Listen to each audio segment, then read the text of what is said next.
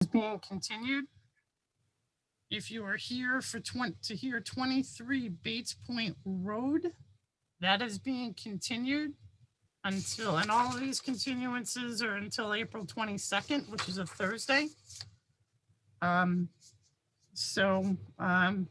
You won't need to be on this meeting, but you are more than welcome, obviously, as a citizen, to be able to stay on. So 23 Bates Point Road will be continued. 1 Wakefield Ave will be continued. 168 Chase Ave will be continued. And that is all for now. So just so folks aren't waiting. And did we get Dan yet? All right, Dan, I'm going to have you work on your audio there. You might need to use that phone number and call in. I know it's not ideal, but Dan can write things in the chat if he wants to say something, I guess, but calling in would be better probably. Yeah, calling in would be best, because Dan often is a very good voice of reason for all of us.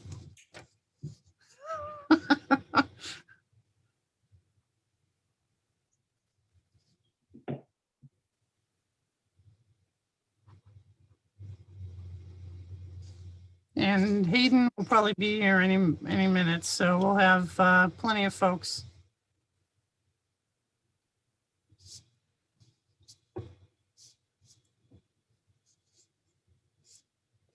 Our first folks, Jane and Peter Levesque, will be starting shortly. Thank you for your patience.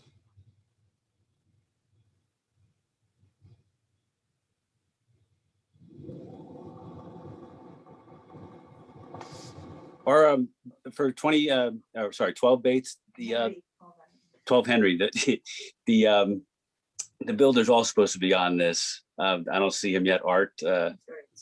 Yeah. Okay. All right. Well, if you want us to, if he's not here yet, we can go to the next person. Yeah, my wife's gonna call him, so. Okay, not a problem. We got a few minutes. We got some with technical difficulty and another one that's on the road trying to get. All right, thanks. Thanks.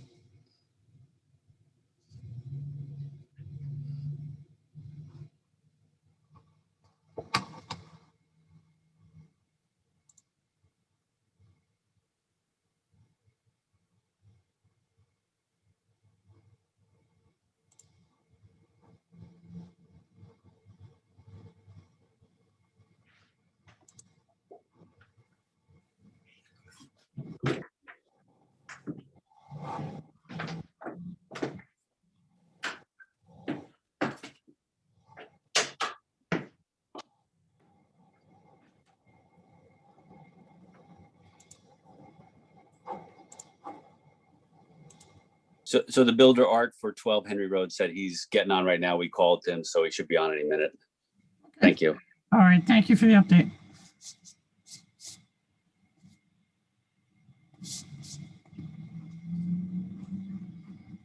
We can do the minutes while we're waiting. Sure. All right, so as of 5:44, I'm going to call this meeting to order. This is the Webster Conservation Commission of Webster, Mass. Monday, April 5th. I'm going to read an excerpt of the, which we have to read per the governor. Pursuant to Governor Baker's March 12, 2020 order superseding certain provisions of the open meeting law, GLC 30A, Section 18, and Governor's March 15th, 2020 order concerning imposition on strict limitations on the number of people that may gather in one place. This meeting will be conducted via this platform of Zoom. I want to welcome everyone. Thank you for your patience while we deal with a few technical audio problems.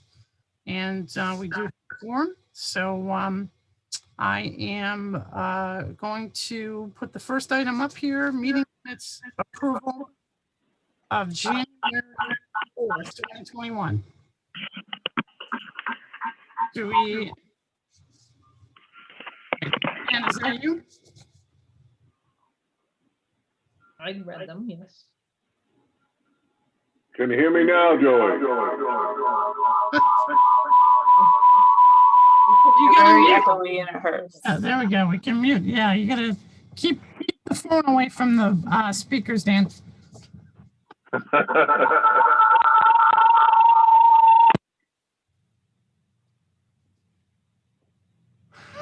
All right. So meeting minutes of January 4th. I guess you're going to be doing hand signals tonight, Dan. Meeting minutes for approval. Has everyone had the chance to review the January 4th, 2021 meeting minutes? And if so, are there any items of concern? No concerns here. Okay, do we have a motion on the meeting minutes? I'll make the motion to approve the meeting minutes. Okay. I'll second. Okay, Michelle with the first, Clarissa with the second. Hello. Oh, is that Art? Yes, it is. All right, we'll be with you in just a moment, Art, okay? Okay. No, I'm just making sure I did it right. Okay. Good. Oh, yeah. No problem. Thank you. Okay. All right, go ahead, Mary. All right. Michelle, Yes. Mr. Bach, Yes. Ms. Johnson, Yes. Mr. Duteau. That's a yes. Okay. Mr. Wigglesworth. Yes. All right.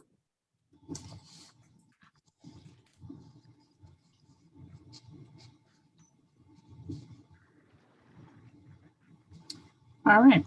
So we're going to move on to requests for determination of applicability, also known as RDAs.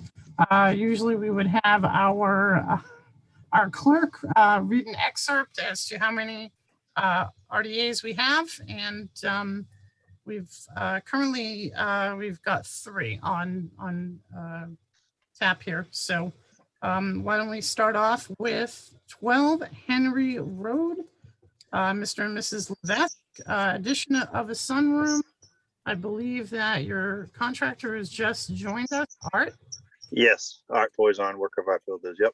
Wonderful. Okay. And do we, I think I can do this. okay.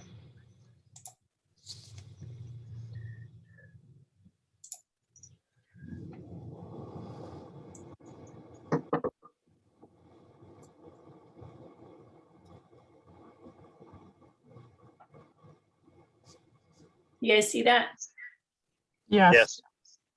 I also have pictures. So the lake this is the front of the house. The road's over here. The lake's back here. Okay. And I can, maybe I should pull up the picture. So this is the sunroom right here. That's going to be new.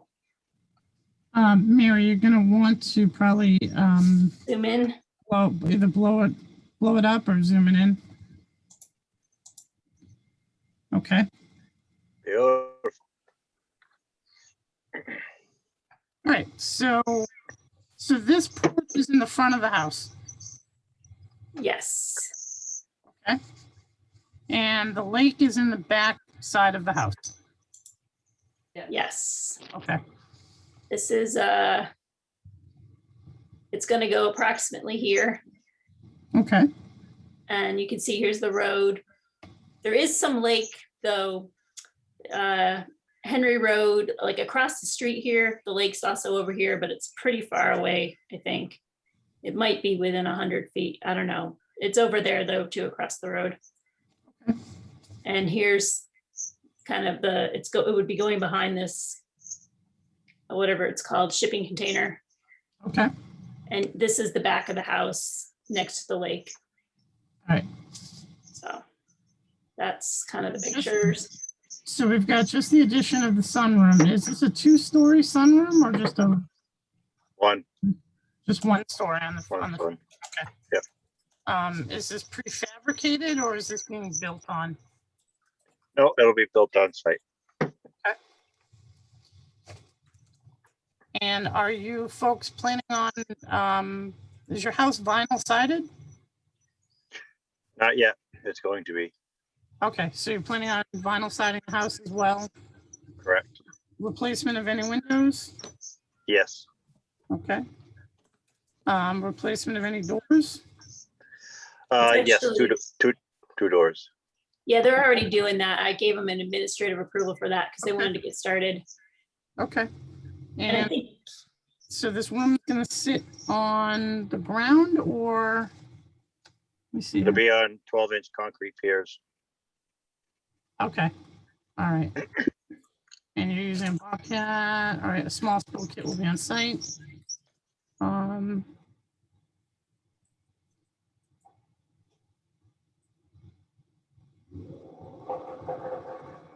All right, this is pretty straightforward. Commissioners, do you have any questions? Sonotubes are gonna be dug with a Bobcat. Any other earth moving that's gonna be going on in the front here? Tearing up? Just the bushes that are in the way there. If you look Okay. in front of the house. Yep. Like, that's it. That's it. What kind of roof is it gonna have? It's gonna have a, well, let's look at the picture. Is it It's a like shed roof. It should be a shed roof, like an old, But it'll be a pitched, yes, yeah, it'll be, it'll be, looks like about a 3-pitch or something. no Okay. gutters. There's gutters on the main house right now, so we'll probably have to put a piece of gutter there, yes.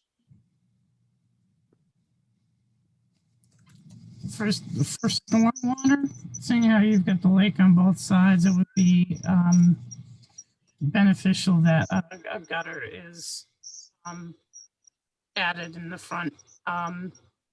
Your downspouts now, Mr. Levesque, where do they just flow down onto the ground or do they go into any kind of system? Currently just flow to the ground. Okay. All right. And how far out were we coming?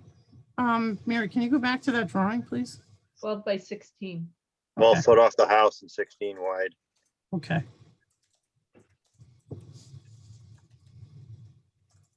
Well, in order to control the rain coming off the front, I would probably utilize either where the downspout will come down, either a small rain barrel or I would think that probably just a dissipator pad of, maybe 6 inches of crushed gravel. Just have that water just hit that concrete pad and it won't splash anything up. It'll get the water into the ground. Are you planning to plant around this once it's added? Are you planting any gardens? Yes, Okay, so. Okay. So Joey, would it need a rain garden or would regular gardens with the work there? No, I think regular, like regular garden beds would be perfectly fine. The roof runoff is going to get caught by a gutter in the front, and then obviously just sent into either a rain barrel or a rock dissipator. Break up that energy as it comes out and get it in the ground.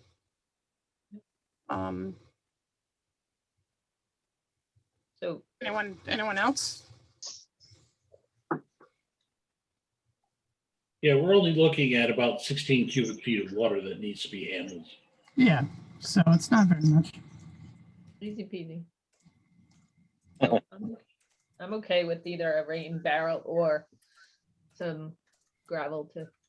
Yeah, Just- a rock dissipator, so no Okay. erosion, stopped any erosion. I would just recommend that, just as a best management practice, I don't think you really need any erosion control on this. You're just gonna need to make sure that as soon as everything is, built and stabilized, you're gonna wanna get, either get your gardens going around the base of this as soon as possible, or, lawn in where, where it's gonna, how you're gonna redevelop the front yard. Just to get it, make sure that there's no erosion that happens. We're coming into wet season, so.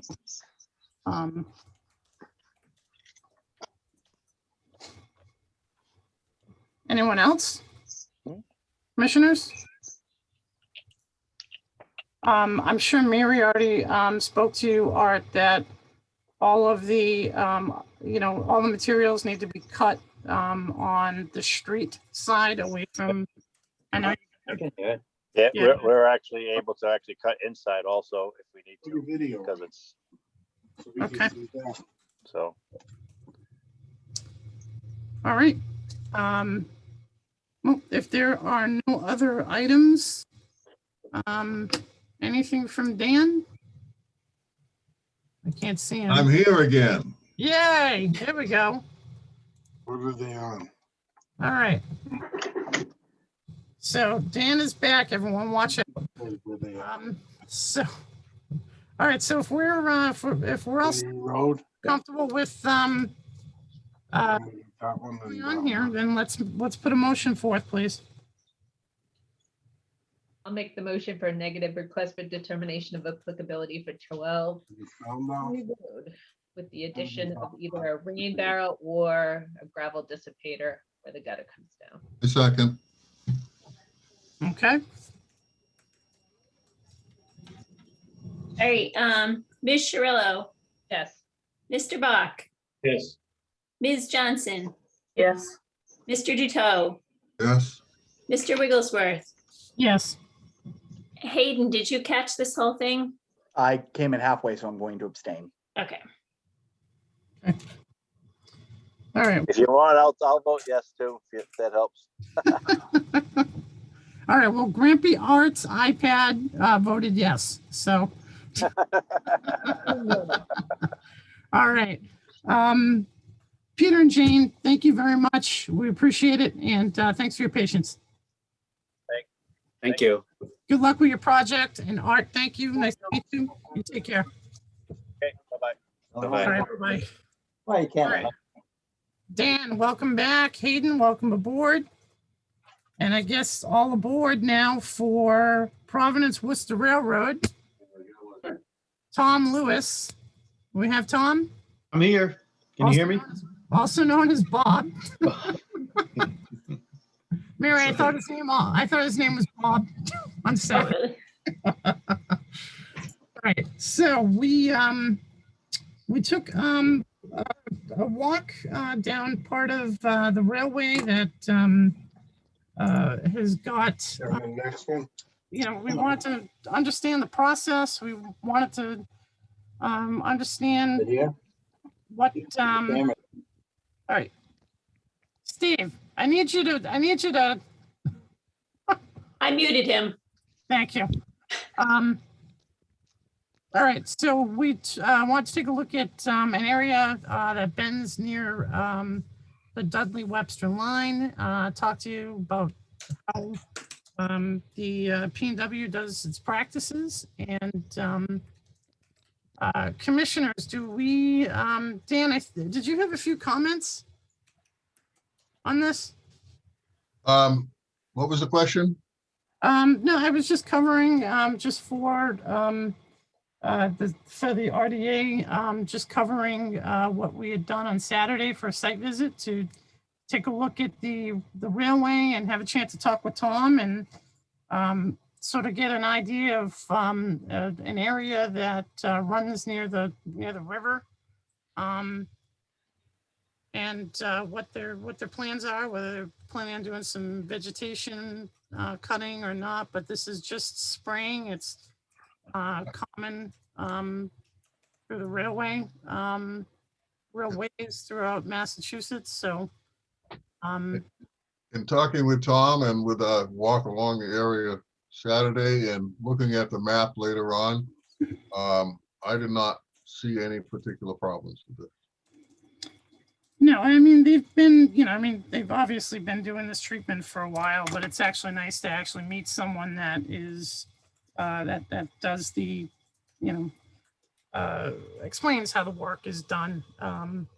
So these are two recharge areas for groundwater. And then, of course, there are a few areas that caught my eye that we've got priority habitat for natural heritage as far as threatened or rare species, but they're well enough away from the zones. So, and of course, wherever the chemical spraying is happening over open water towards North Webster, the Oxford line, they don't do any spraying there. And as they approach that no spray zone, they obviously do a limited spray.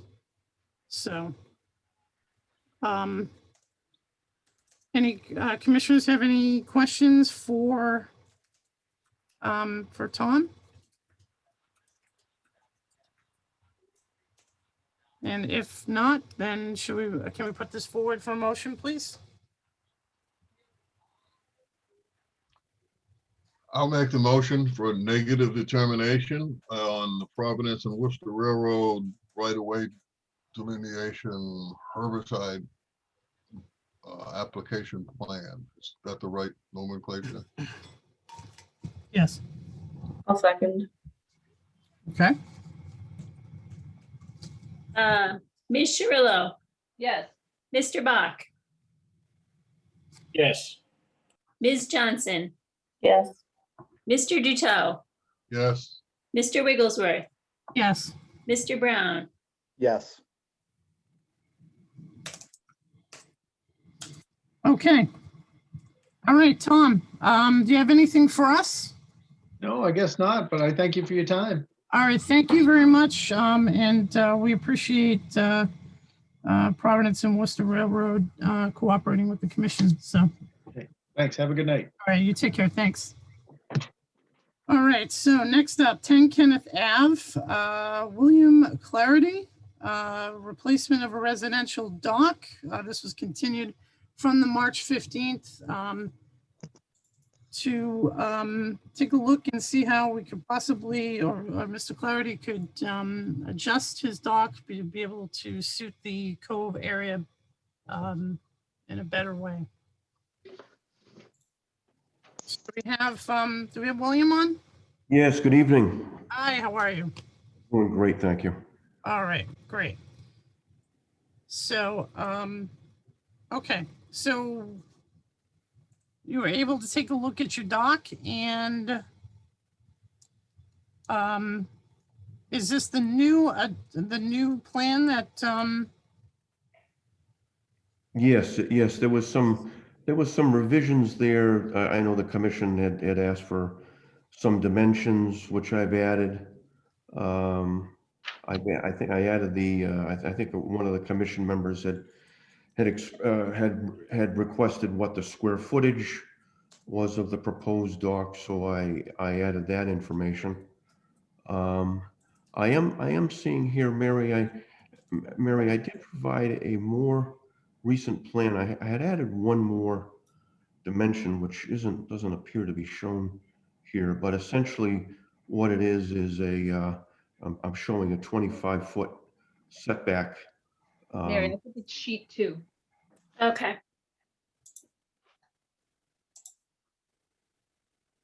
No, that's the profile. I found it earlier.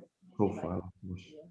Yeah, so I think I had added one additional, but it's essentially the same plan with the exception as I added that 25 foot. It's the first document in the list. I think this is the one I had up. Oh, Yeah, it says So it 25. says 20. There's an arrow that says 25-foot hold. Yes. So Yeah, that's but- the one you're looking for. It shows up for me on dock permit plan 412. Oh, there we go. Yeah, okay. It's funny that it, okay. Yeah.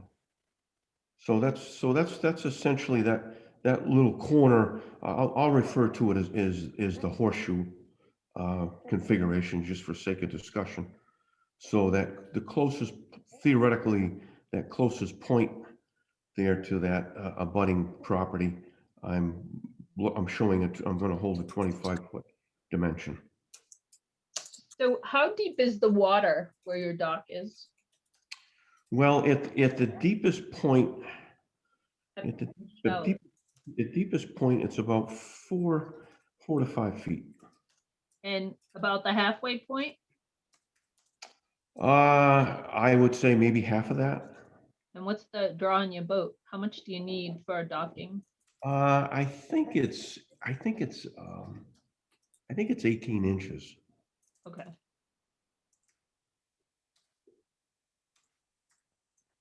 Because where you show the 25-foot hold, Yes.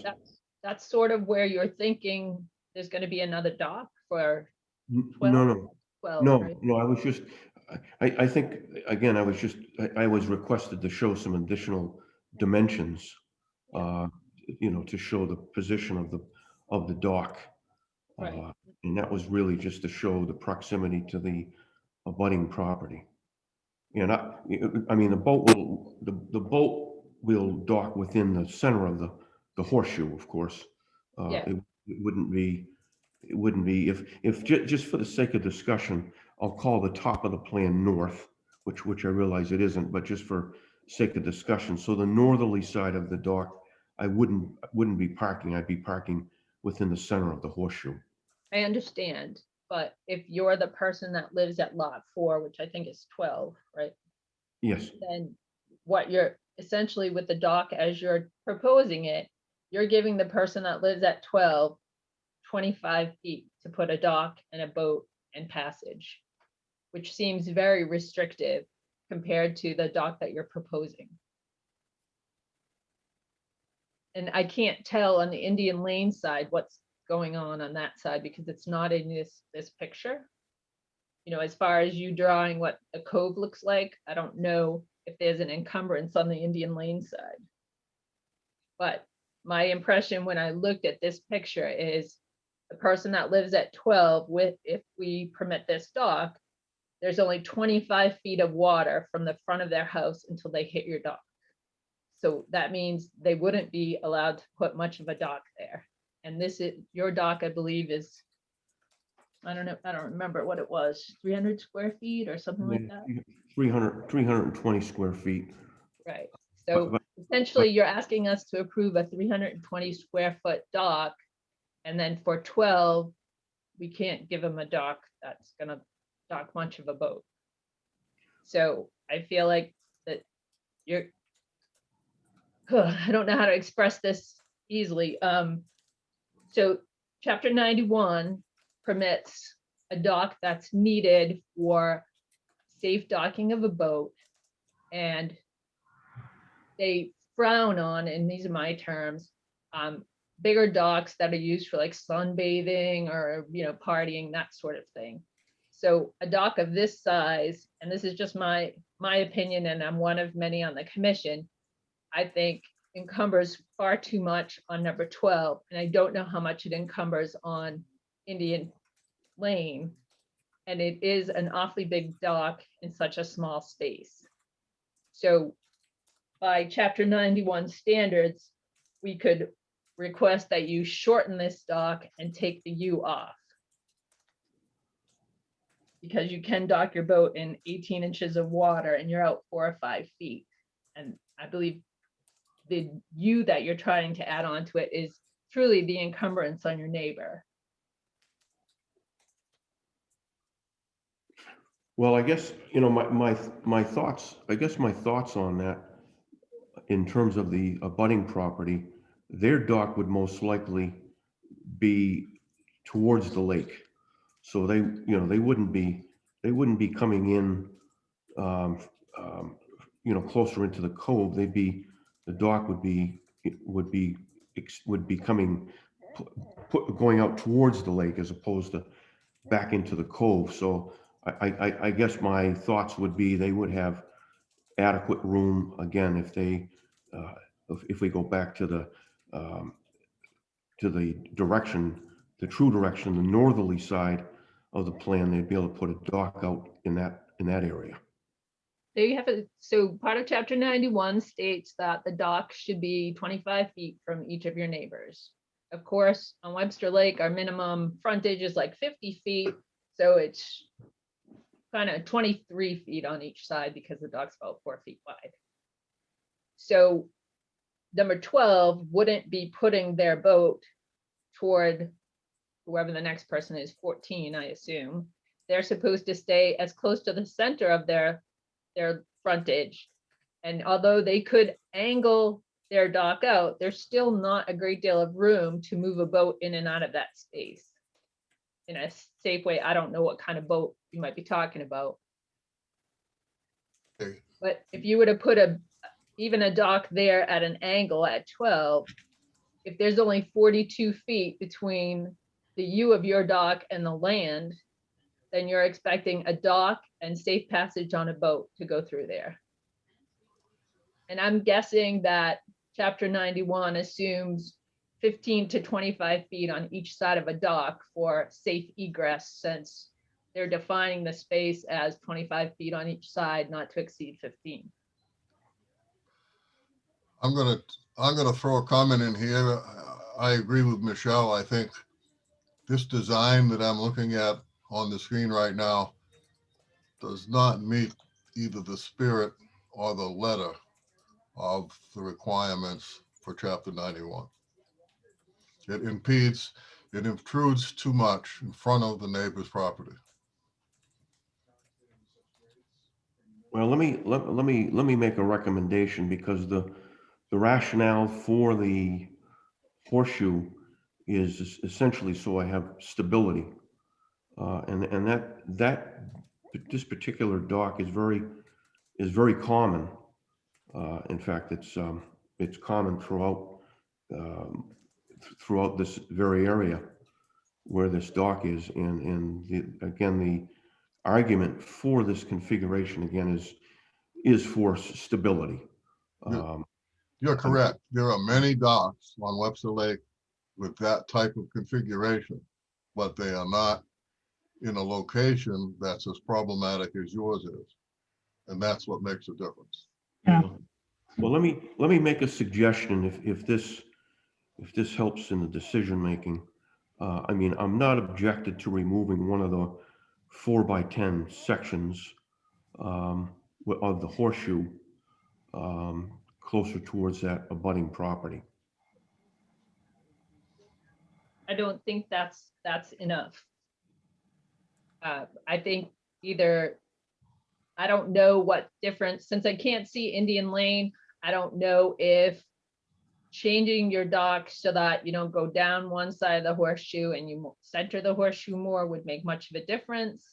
But there is a great deal of space being taken up by that horseshoe, and removing one side of it certainly gives a little more space to 12.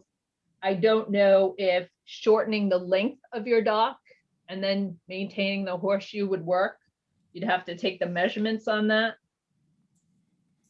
because you have 30 feet of dock on each side of the horseshoe and you're already coming out like 18 feet.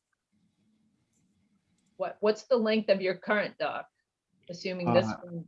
It's currently 50. 50. Yeah, So 50. And I don't know if you shortened your dock and made the U kind of, in this picture, the neighbor on your right has a very short dock, but it's the same kind of U. I don't know if that would make enough difference to fit a dock in on 12. You'd have to look at the dimensions and see what the clearance is.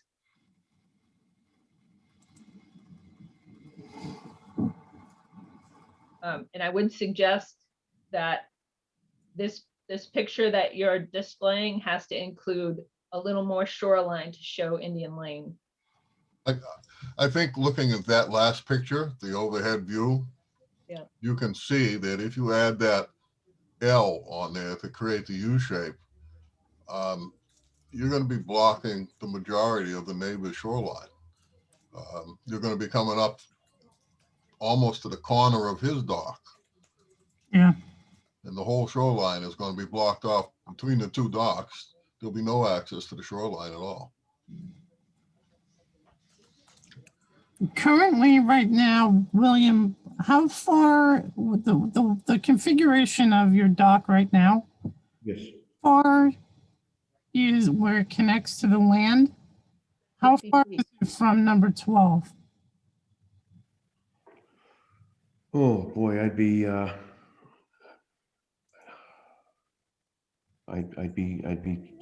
speculating without, I mean, I think if we go back to the plan. How wide many- is your boat in this picture? I'm sorry, how wide is my Your boat? boat, yeah. The boat is, what is it? Is it 12 feet wide? Yeah, 12-ish plus 4 feet for the dock, so you're showing 16 feet there. So I'd say there's probably 20 feet now between the land and the boat in this picture. Right, as a swag? Yeah, if the yeah, I don't know if you can pick up a dimension on, you can pick up a dimension on that. It's just not working though. I mean, the reason that I'm asking is because if he's, if he's a minimum of 15 feet back here, where he currently connects, and he wants that horseshoe configuration, and he basically just slides the configuration, the end, say that end part of where it's a horseshoe, Right. and basically just slides it so that it looks like a regular fork. So it looks like a regular fork like this. Yeah. You may have enough clearance on both sides and meet all of the requirements for Chapter 91. But seeing how, we're twisting and now we're adding onto a dock, and I mean, I understand the whole stability piece, but I'll be honest with you. I mean, this isn't like Gloucester Harbor, I mean, you're not getting wave energy like that where you really need some good stability. It's just people have over the years adopted this type of configuration because when you pull in, your dock really is sort of harbored into its own little docking, and folks can jump in and out on both sides. But with the Chapter 91 folks and the waterways, wetlands and waterways program is going to mainly look at safety, number one. And number two, they're going to look at, is this configuration the best scenario for this general area? And the way that it's configured now is not, it is impeding on the neighbors, on your neighbors. And I mean, I completely understand that, you are in kind of even the folks at Indian Lane, they're kind of in a very tight corner. But, we need to try to figure out, not us, but, you got to work a bit with the configuration here, because now when your neighbor goes to complete his project and he files his Chapter 91, his dock is going to need to pull back a bit from the neighbor because he's potentially encroaching on the neighbor's property line there. So, I have a quick question here. In this overhead view, well, in the sketch you showed of your proposed plan, it shows your existing deck and stairs and the base of your dock approximately in the middle of your waterfront. But in that overhead view, it's very obviously over to left side. I'm not sure which is more correct, but it's, you know, it's already, looks like what you have already is problematic. Adding to that is just going to make a bad situation worse. Yeah, I don't know how accurate the GIS. If looking at the overhead, if you Yeah. moved it to what it appears to be the center of your waterfront, now you're going to be conflicting with the neighbor on the right. So unfortunately, it may be that there isn't room to have what you would like to have. Well, that's number one, but also if you look at this too, and if you do the configuration as I had mentioned, where it's not completely one long shot up one side, and then it hooks around for a U on the left side there. You center that horseshoe in where it kind of, where you're coming from land over. Well, perhaps it could be reconfigured so instead of a long straight dock with an L off the side, it was a shorter base with like a pitchfork, and the boat essentially would be in the middle about where the dock is now. I mean, maybe that's a possible way to reconfigure it so it's less obtrusive. Or like the Indian Lane dock might work, like pulling it in closer. But you're right, because if you look at the dimensions, you have 18 feet at the U, right? There's 18 feet across, a 10-foot section and 2 4-foot widths. So if you put 18 feet in the middle of 25, you're impeding that's a lot more centered than putting all of it to one side. Right, so instead of going another 14 feet to the left, it'll only be going half of that. Yeah. But I also think shortening it might get you the U into that cove versus having it this long, and now you're in the center of the cove. And you end up with essentially about the same amount of square footage of dock space. Yep. Yes.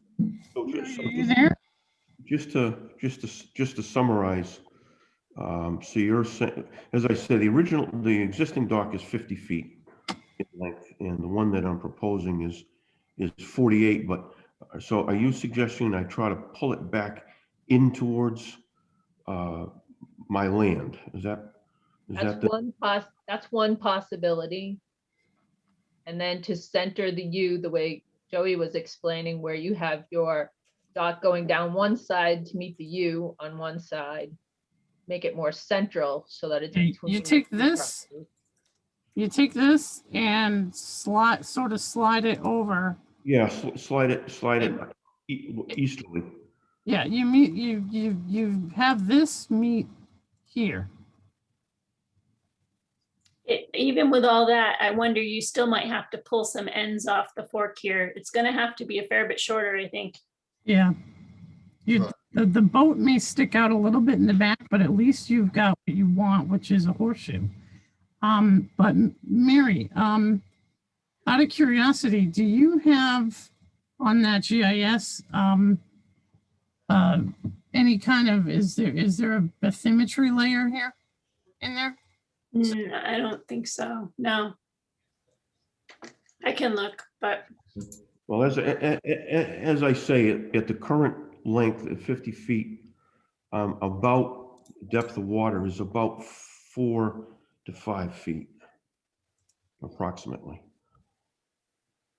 So what I'm suggesting is a slightly shorter dock and configured more like the neighbor to the right. Yes. I'm going to be honest with you too, William, like Chapter 91, it's the state. They don't want approximates. like you have approximately 27 feet on both sides, give or take. You know, you're gonna have to measure that out and let us know exactly how many feet on one side. It versus- should be 25. It's a 50-foot lot. Front.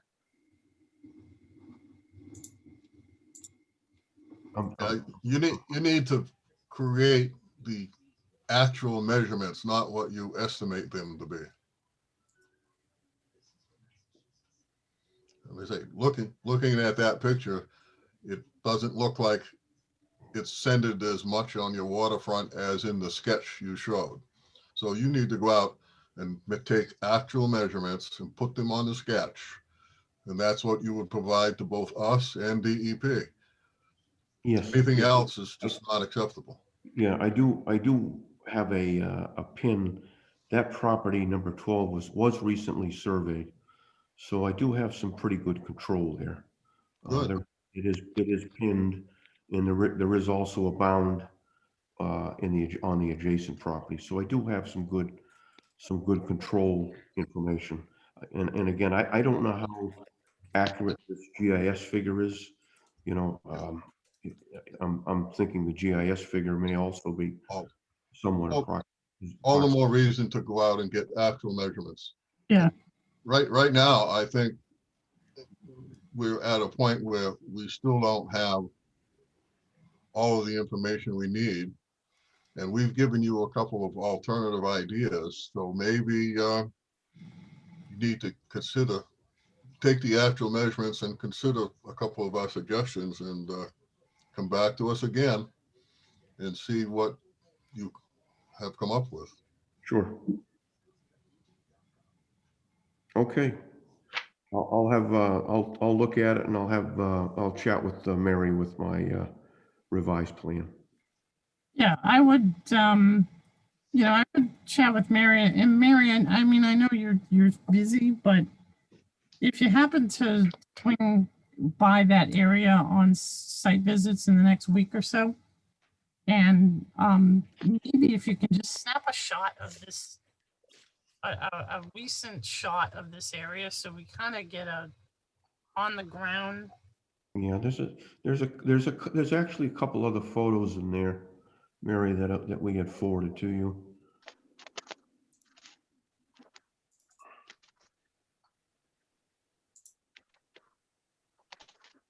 So now I'm looking at the. What were we looking at there? Whose docks are those? Those are my neighbors. Left and right. Yes. And my dock is I get down at the bottom of the picture. You can see it in one of the photos. It's my dock is That's it. That's the existing dock that I pull in. Okay. So,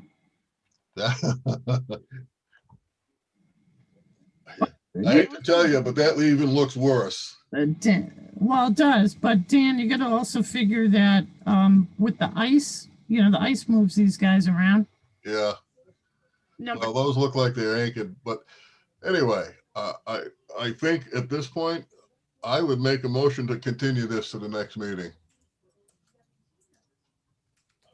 Okay, so motion, does any commissioners have any other questions, or do we want to do we want to stick with this motion, and Mary can consult with William a little bit further before we really put our signatures to paper on this? I will second the motion. Okay. So so motioning to continue to Thursday, April 22nd. That was Dan and Fred. Yes? Yes. Okay. Ms. Cirillo, Yes. Mr. Bach, Yes. Ms. Johnson, Yes. Mr. Duto, Yes. Mr. Wigglesworth, Yes. Mr. Brown. Yes. Okay, then we'll see you in a couple of weeks then.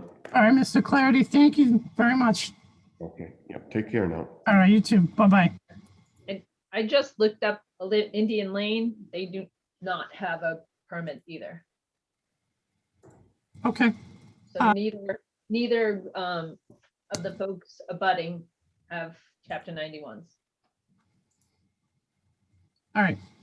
Perhaps we should, just seeing how there's a cluster there. Mary, maybe we should have some sort of a, maybe just a general letter that says we've noticed that there's no chapter 191 on your dock. We're trying to configure this code or in general, we're just, it was noticed and here's chapter 91 in the law and you may want to include something about it preserving your rights to access to the water. absolutely. Chapter 91, for anyone that is on the call, is Public Waterfront Act. So. All right, folks, moving along here.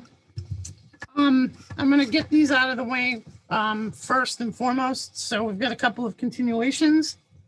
So if anyone is here to hear any of the following, you may stay on and enjoy the meeting with us, or you may join us.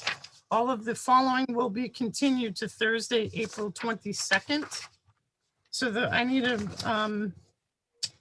we're going to be continuing 100 Lakeside Ave. So can I get a motion for continuance of 100 Lakeside Ave? Joey, I bet you could do them all at once. I'll lump forward to continue all of them. All right, then that's fine. So we've got 100 Lakeside Ave, John Chuchik. We've got 23 Bates Point Road, Doug LaBelle, applicants Michael McDonald. We've got 1 Wakefield Ave, Tom Flynn and Greg Gonoware, removal of buildup in a cove. And then 168 Chase Ave, town property where an older home needs to be demoed in the riverfront area. So can we get a motion of these 4 properties or applications rather to Thursday, April 22nd? Make a motion to continue 100 Lakeside Ave, 23 Bates Point Road, 1 Wakefield Ave, and 168 Chase Ave until a meeting on April 22nd. I'll second. Ms. Cirillo, Yes. Mr. Bach, Yes. Ms. Johnson, Yes. Mr. Duteau, Yes. Mr. Wigglesworth, Yes. Mr. Brown. Yes. Okay. Public hearings, notices of intent, also known as NOIs. Can I call on Dan to read about NOIs, please? Let's see. In accordance with Mass General Laws, Chapter 131, Section 40, as amended, the Wetlands Protection Act, this public hearing is being held on notice of intent. Let's see. Goddard Street. Have to find the right one here. 91 Bates Point Road. Yeah. Goddard Street, 91 Bates Point Road, 59 Wakefield Ave, and 6.6 South Point Road for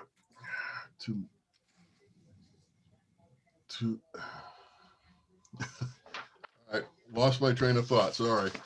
To see if these proposed projects are acceptable under the Wetlands Protection Act.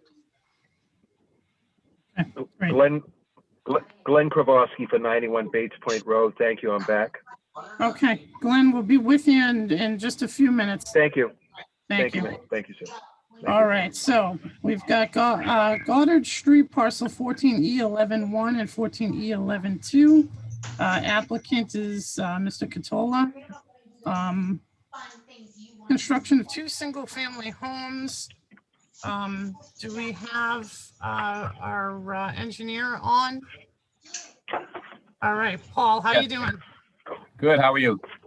Great. Do you have an update for us? Yes, I do. I submitted a plan with all of the revisions that we spoke of last time. I can share my screen. Oh, you've got it right there. Yep, Nice. Mary's got it. So several things changed here. First of all, I went back out to the site because I had been given some coordinates on wetlands flags, and I didn't feel comfortable with the precision of what was being used to locate them. So I went out there with my equipment and survey grade GPS, and I tied into the control points and the wetlands. So the wetlands shifted a little. So I corrected that. The other thing I did was I took a look at I measured all of the houses uphill and downhill from this location, got their setbacks from the road, because zoning has a provision that allows you, instead of using a 30-foot setback, to average the setbacks on the houses on your side of the road. And you can use that average, but in no case can you be more than 25 feet or less than 25 feet from the street line. And talked to the building commissioner today, because there was no definition of street line. And it turns out it's the front property line. So with that, I shifted the houses to I basically moved them both closer to the road, as close as I could get. So that gained me about 5 additional feet, which was a help. So the other thing we did was we took the contractor, or the applicant, if you will, Elijah Kettler, who may be on, I'm not sure if he's online with us or not. He said he was going to be, but anyways, he spoke to Ken, the DPW superintendent, and he talked about the broken pipe and how they would, Edgewater Construction will do the work, and the DPW will be down there with them to determine what's the best solution, whether it be cutting pipe out or patching it, either way. So along with that, I put a note on the drawing, and I basically said that repair the broken pipe and restore the wetlands, see note 16. And on note 16, I said the contract. You can hear me? Yeah, sorry. We had someone that was on. Oh, okay. Just want to make sure. Sometimes I hit the wrong button here. So anyways, we said that the contractor will coordinate the broken pipe repair with the town of Webster. Following the drain pipe repair, the wetlands grade shall be restored and the existing sandy fill replaced with 6 to 10 inches of organic loam. So that area will then get restored. That was another comment the commission had. Yeah.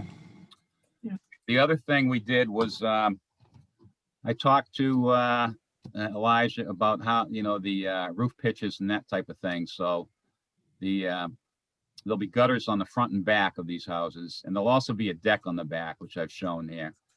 Okay. And the roof drains, in order to pick up the roof runoff and the driveway runoff, I've actually regraded both of these proposed lots to make the drainage work. And what I've done is I've put a catch basin on each side of the house, and I'm going with Storm Tech 740 chambers to take care of half of the driveway and the roof.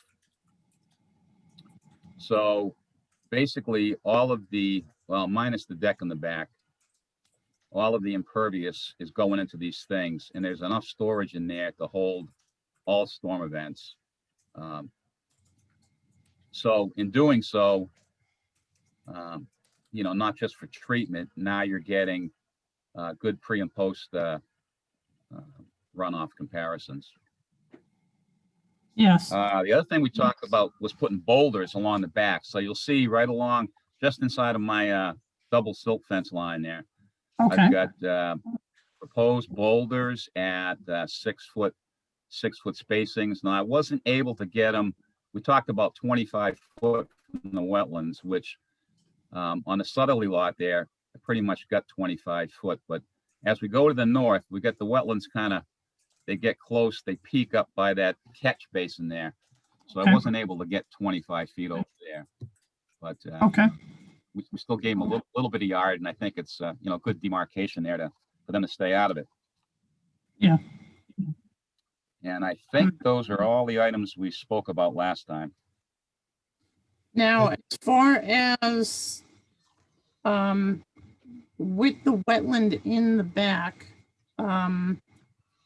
there's obviously a lot of, there's probably, I don't know, I don't have an auger, but we need to find out exactly how much sand that has been dumped in that wetland.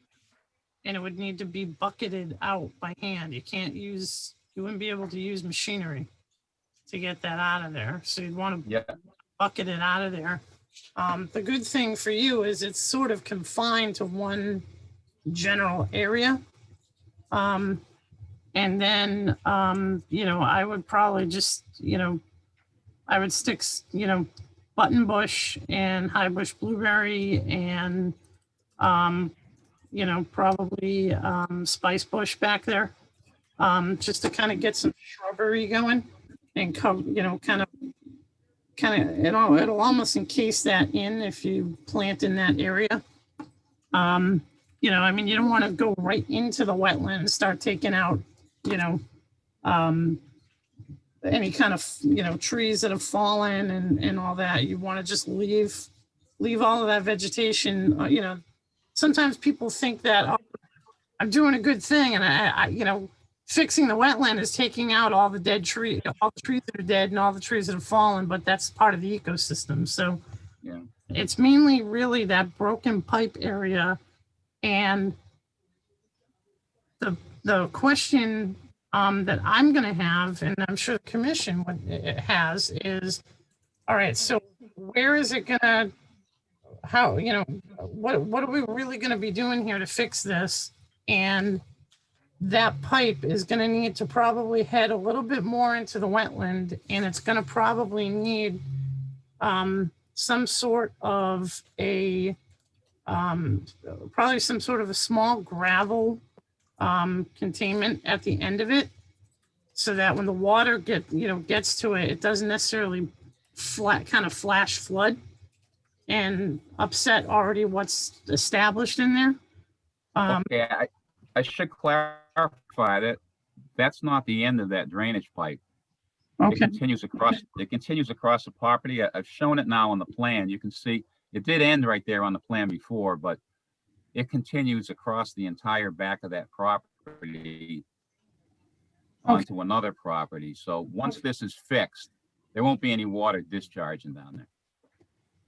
Yeah, when we were there, I kind of looked inside the wetland and I could not see any end to that pipe. So I don't have any idea where it discharges. Yeah, it continues on that same line that's going on that sheet for another, oh gosh, probably another 200 feet to another property on another road.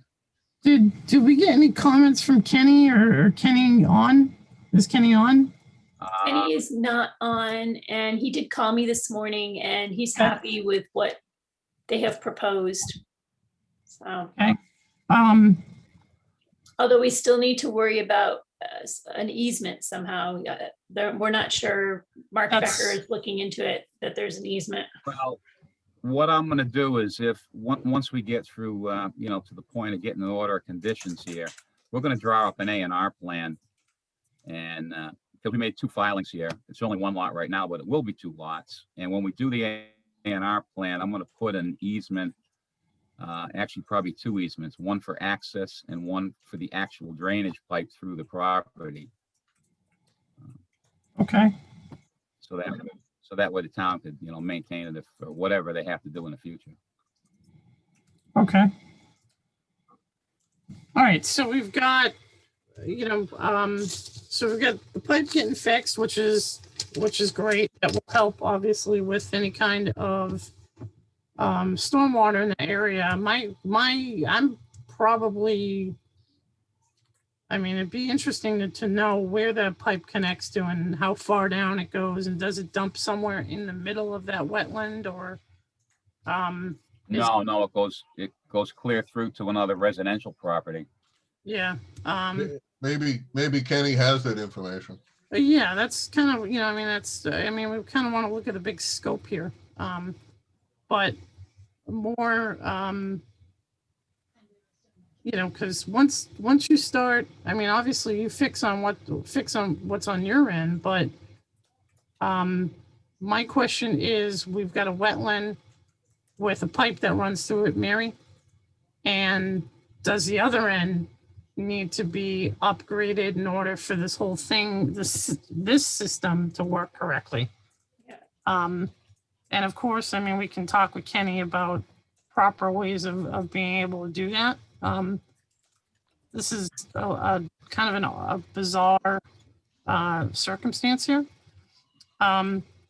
But when it comes to this particular wetland, I would recommend that a wetland professional, you're gonna need to supply us with a wetland professional.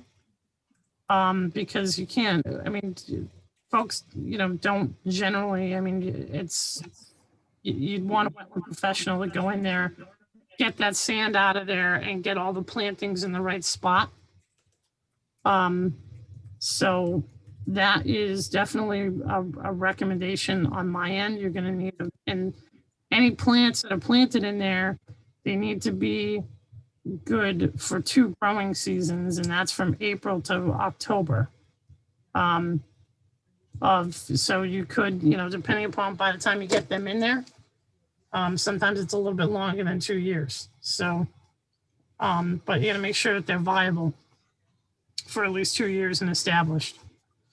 But looking at the boulders so that there's a visual setback, I mean, I think that that's a great idea.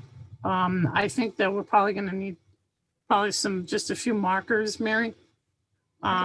We've got little signs, little medallions that say wetland area. Any questions, contact the office. That would remain there. And then the stormwater, these chambers that you're putting in, are these up to 200-year or 500-year storm, did you say? Yeah. I'm sorry? 100. Okay. All right. And do we have, how many square feet were they? Chambers, they're 74.9 cubic feet per unit. So I've got 10 per unit. So basically 750 cubic feet per lot. All right. And now for impervious, you've got the deck in the back. You're not planning on putting any patio or anything like that in there, right?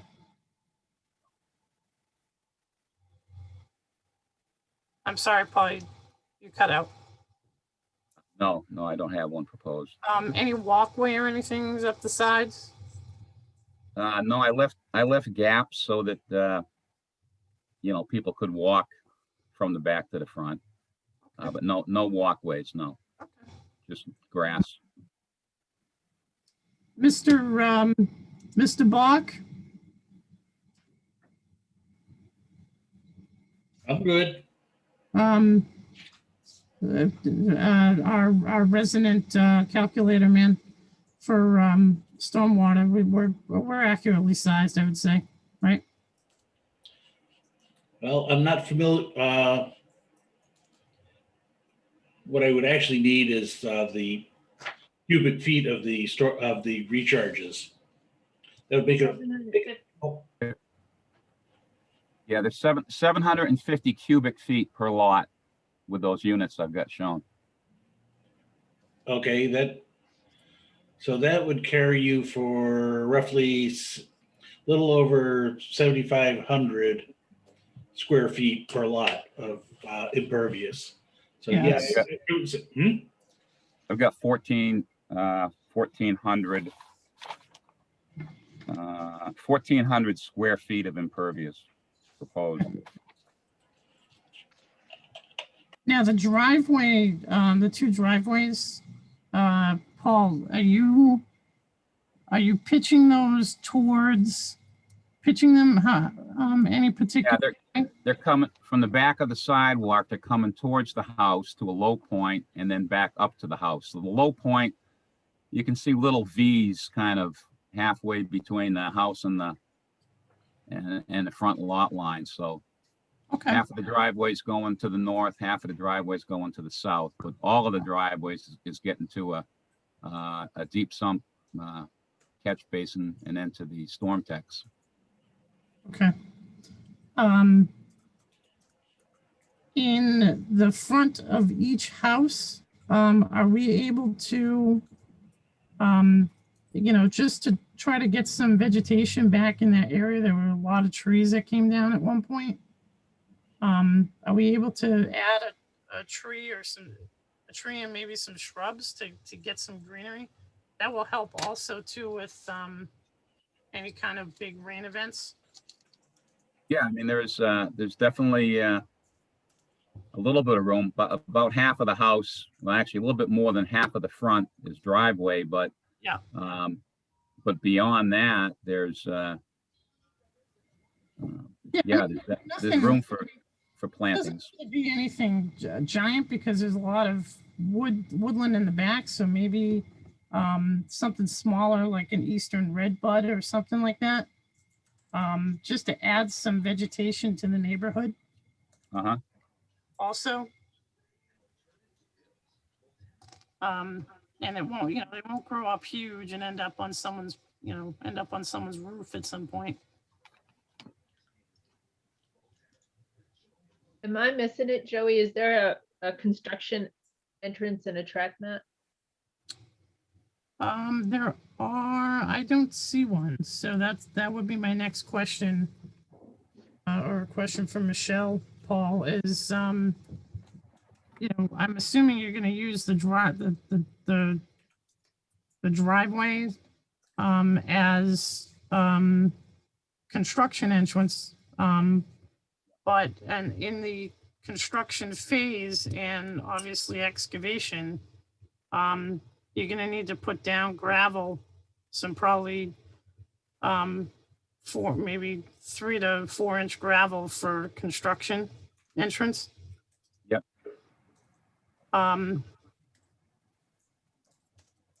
Are you planning on doing that? Are you gonna build both houses at the same time? Or are you phasing this, one gets done and then the next one? We're doing them both at the same time. Okay. So I don't see a spill kit either. Yeah, we're gonna need the spill kit. Hi, if I can cut in for a little while, this is Elijah, I'm the contractor. Yeah. I did talk to Kenny and he gave me the whole background behind the drainage from the street running out back. And he knows the whole history back from 30 years of the drainage area.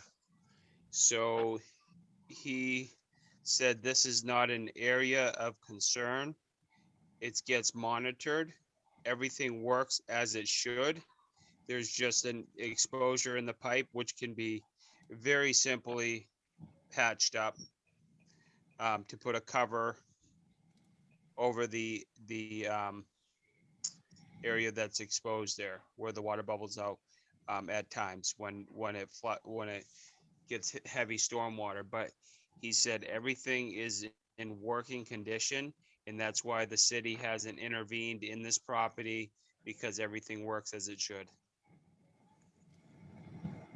Well, when you got a wetland right there and it's taking on stormwater, I mean, why would you intervene on it? So the what we want is it obviously to be corrected, and then all the sand that's been depositing in there, we need it taken out of there and some restoration done back there. So what we're going through is common. We go through this with everybody. So, all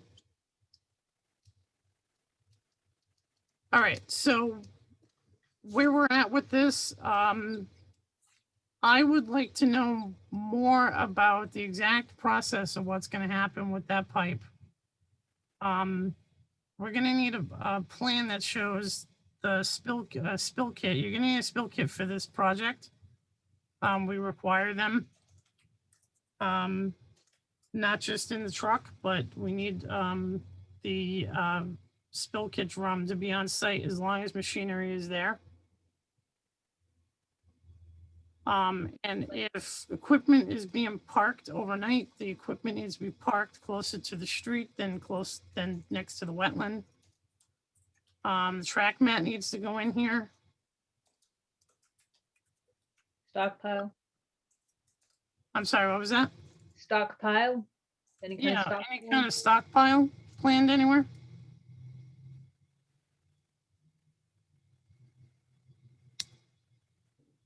Well, there's definitely going to be some excavation, and then there's going to be a lot of fill coming in. So yeah, topsoil is going to have to be stored somewhere there All right. temporarily. That's probably something to think about, Paul. And if there are grates in the ground, especially up in that, let's call it the northeast corner, stay away from that. I would also, as a special order on this, Mary, too, the grates that are in the street, at least 2 or 3 up and 2 or 3 down. Well, definitely down gradient rather. And those 2 that are right there, we're going to need some protection around them during construction so that the silts don't get in there. Do you want silt sacks, or are you thinking more like a wattle around it? No, I think silt sacks are fine. I mean, there's obviously probably going to be some good organic dirt there because this used to be a part of an orchard, and plus there's tons of wood chips that have been rotting there for a while. So, are you planning on bringing in any loam, Paul or Elijah? It's tough saying with what's there. We try to use what's on site first and then Yeah. bring minimal in because we don't like to export and then import. So it's all depending on the construction process, to see what is down there actually. Okay. Mary, just make a note, any topsoil that's brought in, any loam, should be certified invasive free.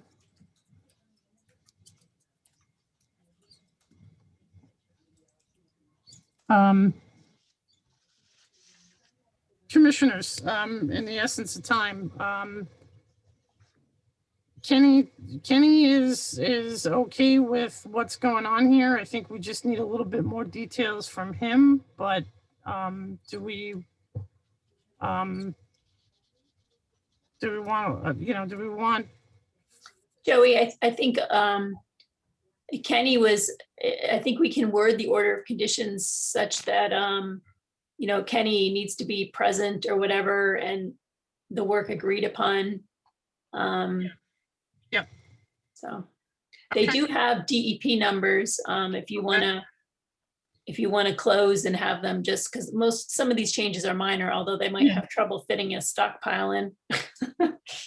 Yeah, What about the restoration plan? Isn't that enough to hold? a restoration view? I mean, that's the thing that we are gonna need, and that's the thing that we wanna, we need to know how many square feet that really should be bucketed out of there. And then obviously, a wetland specialist is gonna need to tell us, well, I think this many, this many of this amount of, sweet pepper bush and button bush and high bush blueberry. That's what I would stick back there. I think that those would probably do best. I think somebody would have to go down there and actually look, because if in fact that drainage pipe continues across that wetland over towards the other street or another piece of property, and Kenny says it's all working correctly except for the breach that we saw. Yeah. Perhaps the only issue is any deposits that are right around that breach. Unless. Well, that's right. Yeah, I mean, that's what I think. It's just going to be the deposits in that area. But I mean, you had a wetland professional on this anyway, Paul. Yeah, we'll let Matt continue with that, and Yeah, he can come up with a sketch for the replication restoration.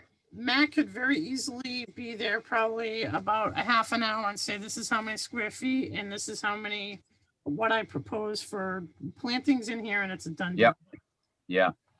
So, so we're gonna need that planting plan, and then it needs to be monitored for obviously 2 years, so. Right. As far as the plan goes, do we need the stockpile area and spill kit and so on added to this plan? Yes, spill kit needs to be probably closer to the wetland. You could probably I would chain it to a tree that's nearby. Or chain it to something. And then that could very easily just be located somewhere towards the back. And then I really, obviously construction vehicles and filling need to be closest to the road. And then Michelle brought up the track mat. And then we'll just need to know, where you've got room for stockpile, Paul. Okay.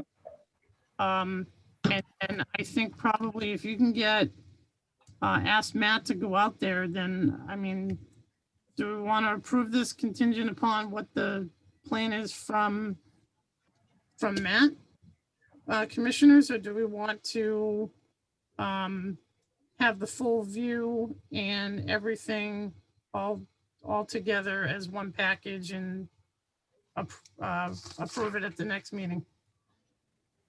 Since there's a planting plan, you probably want to push it off to the next meeting, I would think.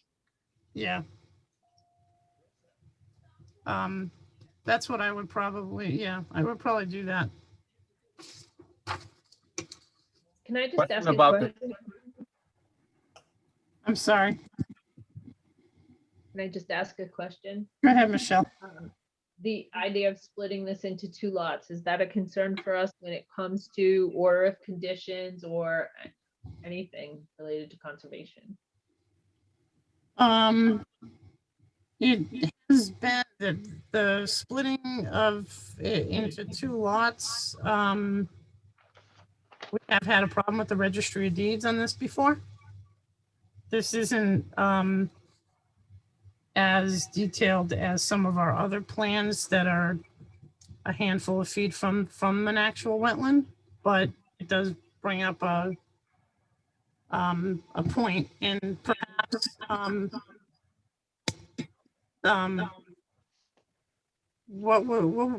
mean, we talked about getting the number, the house numbers for things to be done. Well, you know what? They have to get their A&R plan before they can start construction anyway. Okay. So Mark will give me tentative house numbers. Okay. We can put the orders under that, and they'll just have to be registered under those house numbers. So they Yeah. probably won't be able to register it until after they get their A&R plan. And it's assumed that if this lot can't be split, then they'd have to circle back through conservation for some other plan. Yeah. Okay. All right, thank you. I just wanted to make sure I understood it. Okay. And then Paul, were you going to say something? I just wanted to ask about the spill kits. So you physically show a location on the plan for those, or Yes, we require it. Yep. just put a note? Just Oh, okay. a little, it's just a little, obviously it's probably in your system, so you can use one of those little circles. Yeah. And just have it labeled spill kit. Okay, And then also, you're probably gonna need to determine somewhere on the lot, a place where your orders of conditions for both properties are maybe in a locked mailbox. okay, Right, just so, I mean, that doesn't necessarily need to be on the plan, but it's usually right next to the spill kit. So that if the town, the commission, Mary, anybody needs to drop in, we can get, it's just in a box.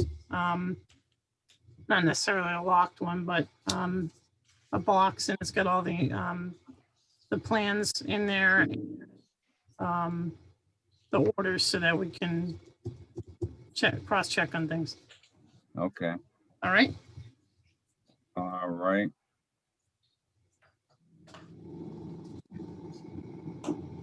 And if there are any other questions, you can definitely feel free to reach out to Mary, and Matt can reach out to Mary or the commission. So, I got a question here. yes, Or less, just, so if I'm not mistaken here, I mean, you're just looking for a replication and that's what you're gonna be reviewing in order for the conditions, or are you looking for something else? well, there's silts and sands that have come off the property as well as through the storm pipe and are now in a wetland. They need to be bucketed out by hand, because that's the process of taking things out of a wetland when things like that happen. And then if needed, any kind of specific soils that could be put back, but that's not very common. A planting plan for the rest, for restoring that general area needs to be put together.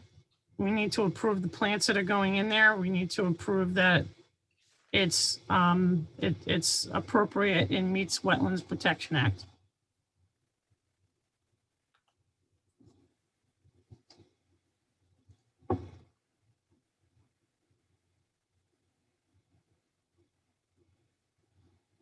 All right. Anything else? I'm good. All right, can I get a motion, please, for a continuance to Thursday, April 22nd for the Goddard Street lots? I'll make that motion. Okay, I'll second. all right, Ms. Cirillo, Yes. Mr. Bach, Yes. Ms. Johnson, Yes. Mr. Duto, Yes, Mr. Wigglesworth, yes. Mr. Brown, Yes.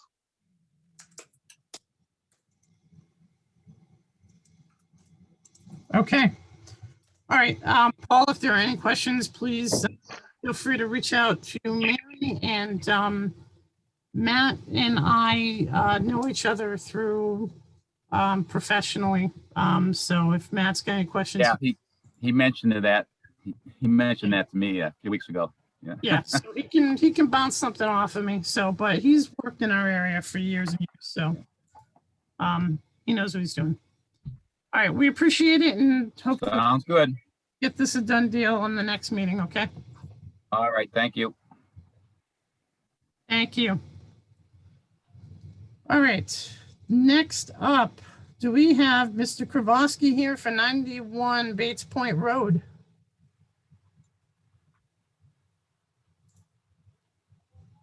hi, Glenn. Glenn, are you available? He might be in his other meeting. I muted him actually because he was noisy. Okay, maybe try unmuting him. Six, I am here. All right, Glenn. Thank you. there are. All right. There we are. Star There 6. Okay, so Thank you. 91 Bates Point Road, you've got the floor, my friend. Thank you very much, Chairman. Bates Point Road, this is Ms. Dobos. She is proposing a second floor addition to the existing garage, proposed 1-story. If you're seeing the plan, I'm on the phone, I can't see Yep, what you're we're seeing. looking But at it. proposed erosion control detail. Let's start at the top of the plan and we see the erosion control detail. Below that, you'll see proposed 1-story addition on top of the existing structure, a proposed 2-story, second-story deck, and is a proposed set of steps to come down from that second story. And that is, we'll have we're proposing a 3-foot by 4-foot pad. The proposed deck will be supported by 4 sono tubes, and they will be 12 inches in diameter. So for a total of impervious on the property, 3 by times 4, 7 square feet for the landing pad. And if we take the sono tubes as a square instead of a round, that would amount to 4 square feet, for a total of 11 square feet of impervious on the lot. The project is, as you can see, if you're looking at the plan, 20.94 feet from the property line, but as in most of these lake lots, there is a retaining wall and structure beyond the retaining walls. So generally, the proposed deck is 24 to 25 feet off of the water or the retaining wall. We observed the lot, we inspected it, and there is no BVW upgrading of the retaining wall. And we're not in the 480 or lower elevation for the floodplain.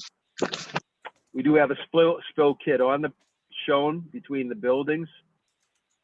That will be there prior to any work. And because there's such a minimal amount of land disturbance, on that 3 by 4 pad, that sod layer will be taken off the site, and then the concrete poured, and then the sono tubes, when they're dug, that material will go directly into buckets and will be also taken off site along with the 3 by 4 by approximately 6 inches, whatever that sod layer is. So no material will be left on the site to potentially erode towards the lake, and the entire construction area is protected again by the erosion controls, as you might see with the red lines on the plan, or dotted line.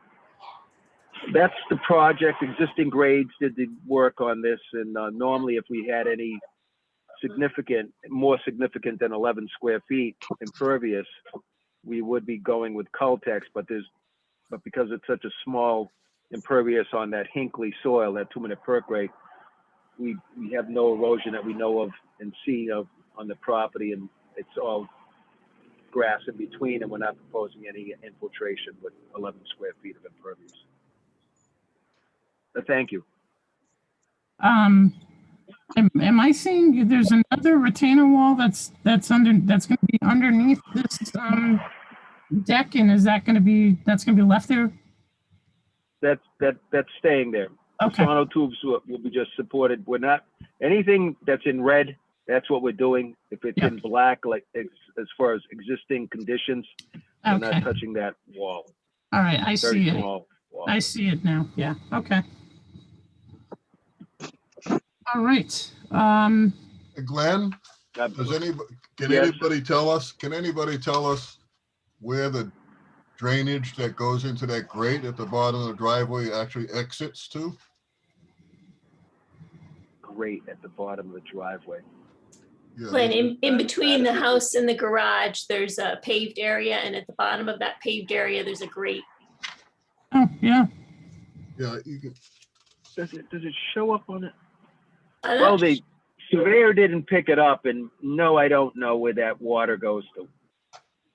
And in fact, it certainly wouldn't go to the city sewer, so it must go to the lake runoff, as a lot of these lots, not a lot, but the Gorski is another example of a grate in front of the house that went to the lake historically.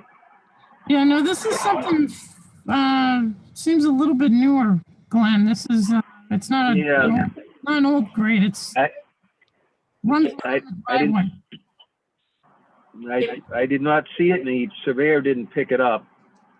If that becomes a question, then we'll have to delve into it. Yeah, just curious as to where that exits. I don't have that answer, and we can always continue on with it, continue the hearing, and show you where that is. And I'm going to have to give my surveyor a little hard time for not showing it on the plan. You're probably correct. It probably goes to the lake. So there's probably an outlet somewhere along that retaining wall on the waterfront. You know, there's also a gutter that goes underground too. So I wonder if there might have been a Cultec put in when they did the addition. So that would be good information, Glenn, if you can find that out. Yeah, I'll definitely find that out. I'm making a note of it now. Any questions you have, I'm going to find out. believe it or not, I may actually, I'm sorry. I was gonna say, I Go think on. I actually looked at this property years ago. And putting in a Cultec, I think, was part of it. But then again, I've seen so many of them, it's hard to remember them all. Yeah. If I could, through the chairman, this project, I did go for a certificate of compliance. There was an outstanding order on it, but it was minor work, and we just filed, if I'm recalling, directly for the. We had existing grades, do an as-built, which is the plan that you're seeing without the additional work on it, and we filed. Mary, are we familiar with that? This request of certificate on this lot? Yes, I did a review of it. I looked at that original plan. It didn't have the Cultec on it, but that doesn't mean that it wasn't put in there. Okay, well, okay. I'm making a note to identify what's going on with that, with the grade and the and also the roof runoff, the grate and downspouts. Yeah, I think the only other thing that was different is from the original plan was that the shed was not included in it. On the original plan, and the shed is already built, so that might need to be wrapped into this order because the shed is currently unpermitted. Is this the shed? Is this the shed behind the garage, Mary, or the one that's in front of the house? Behind the garage, this one right here. All right, yeah, then let's get that permitted so that. Through the chairman, the one nearest the water. Yes. Okay, I'm making a note of that too. Shed not on original plan. We would, when we're done discussing this, we will ask for a continuance to add the shed into the project description and identify what's going on with the grate and the downspouts from the roof. Okay. Yeah, there was only one downspout that went into the ground. The rest of them are they're either running into the grate or they just, go out on the ground. Okay. I have it. Number one downspout, grate in between buildings and shed at Lakeside. If there is some, if there is some particular Cultec that was put in the ground, perhaps, might be able to, I don't know, tie it in but I don't know. Well, it'd be good to have it on the plan so that people can find it in the future. Absolutely. In case some sort of excavation needs to happen, yeah. Yeah. No, we'll add it in. We have no problem.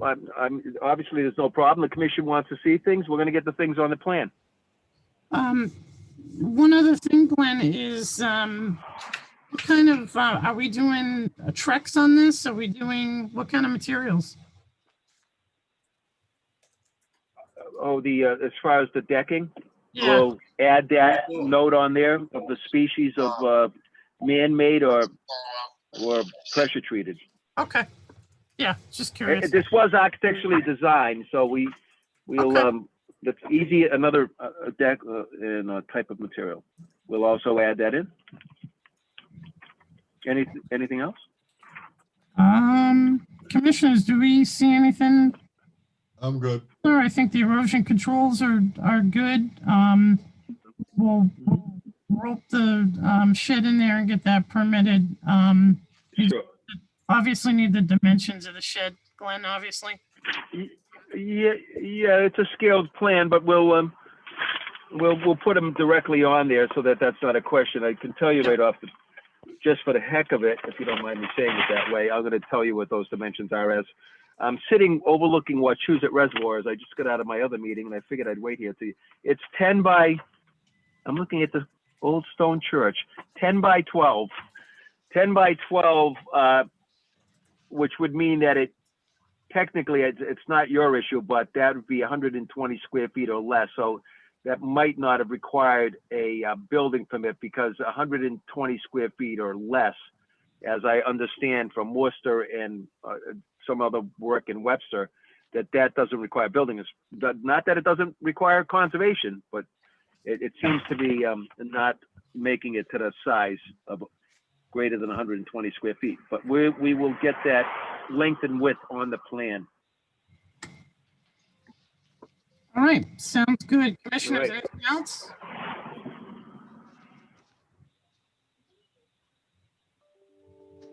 All right, then motion for Glenn, did you have something else?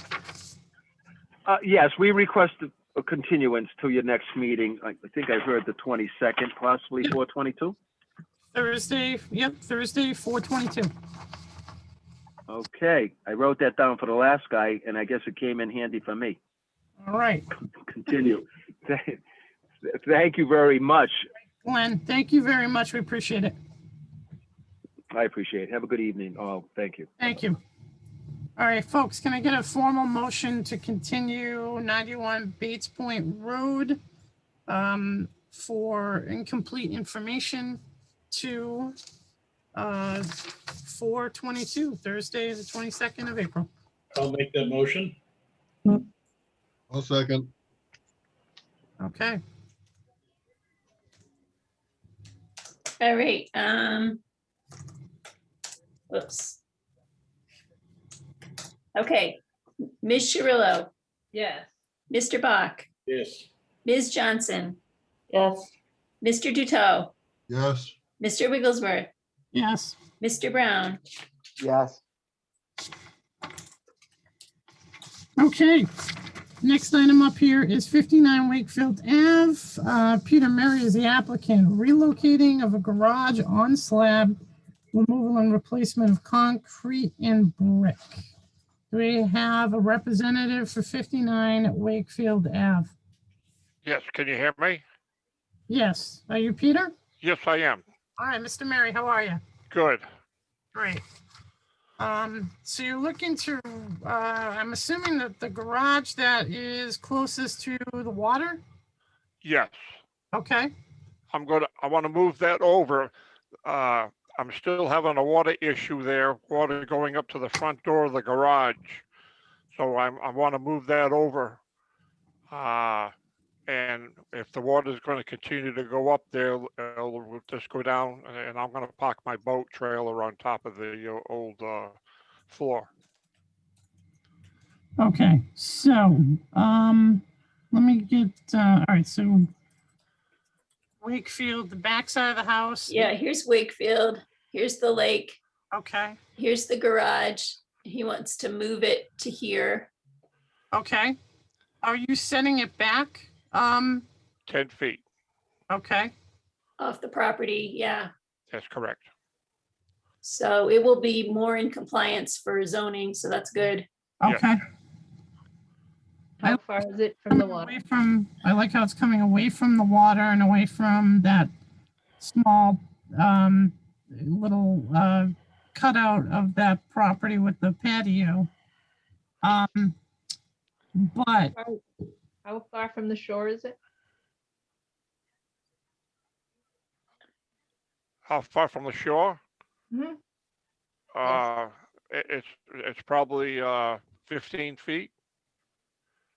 I mean, right, what you're talking about right now? No, the new one. Oh, the new one? Yep. Oh, that's probably going to be about 20, 30 feet. I mean, 20, I say 20 feet away from the shore. Okay. It right now from the shore, actually from my property line to the corner of the house is 64 feet.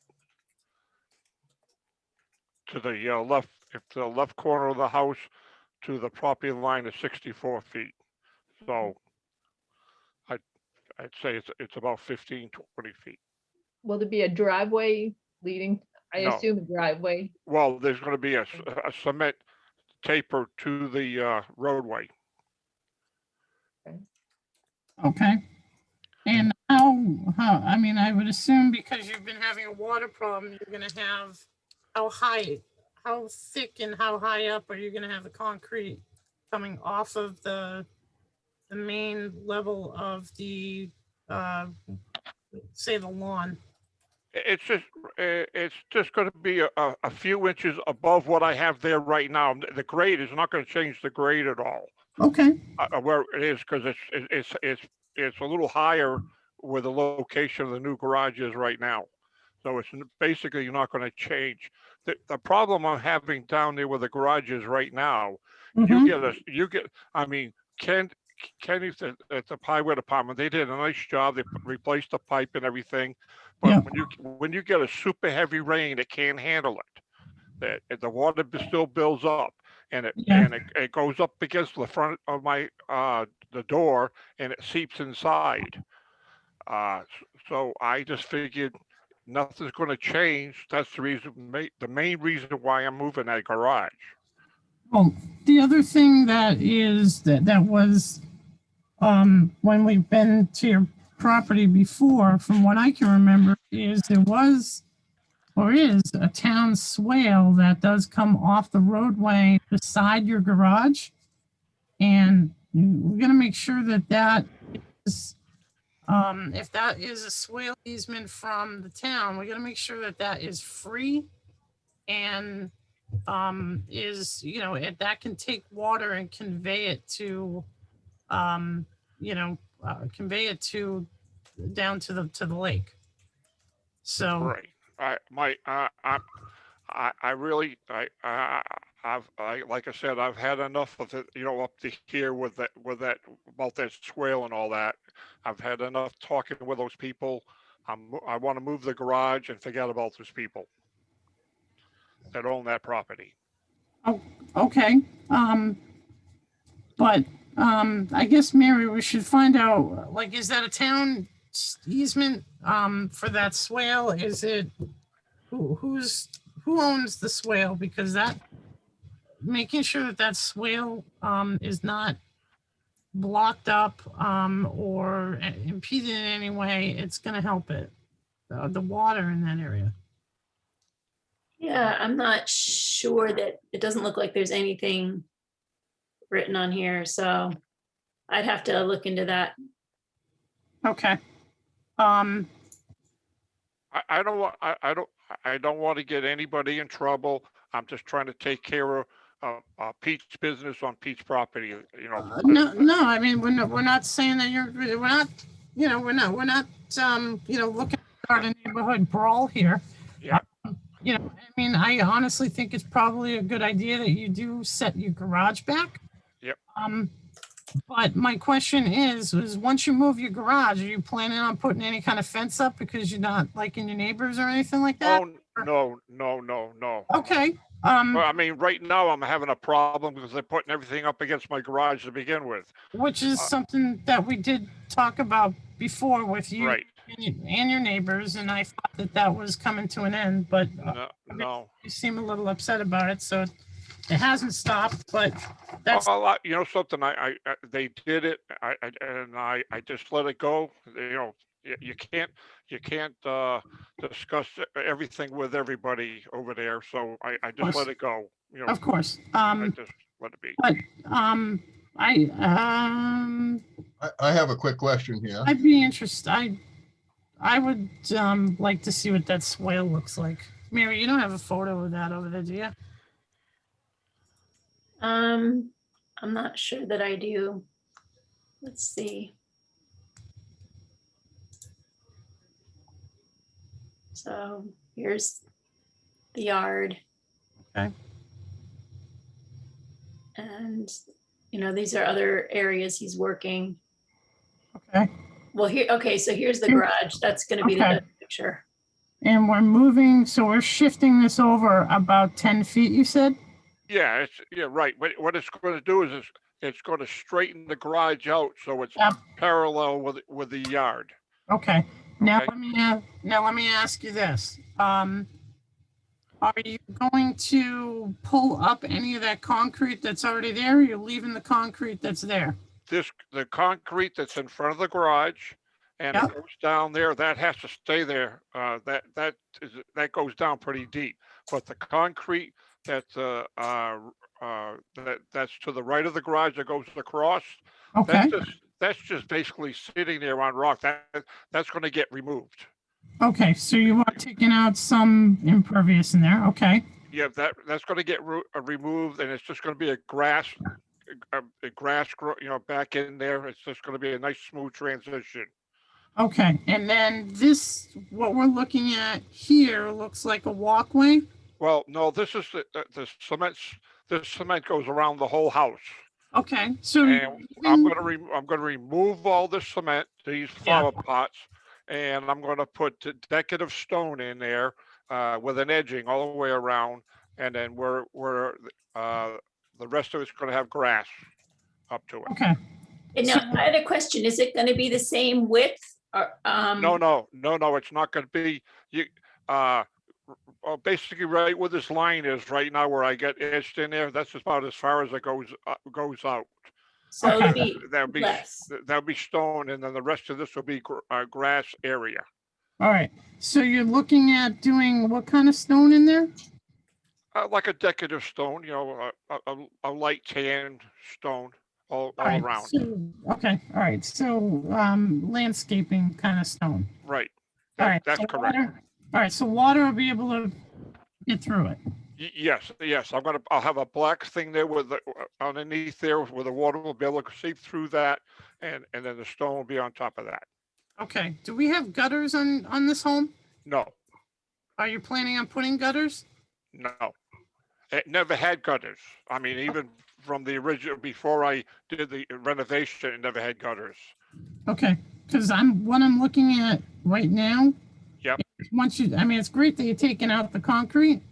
But I can see from where the drip line from the roof. Yes. If you go, right there, I can see the drip line, that white.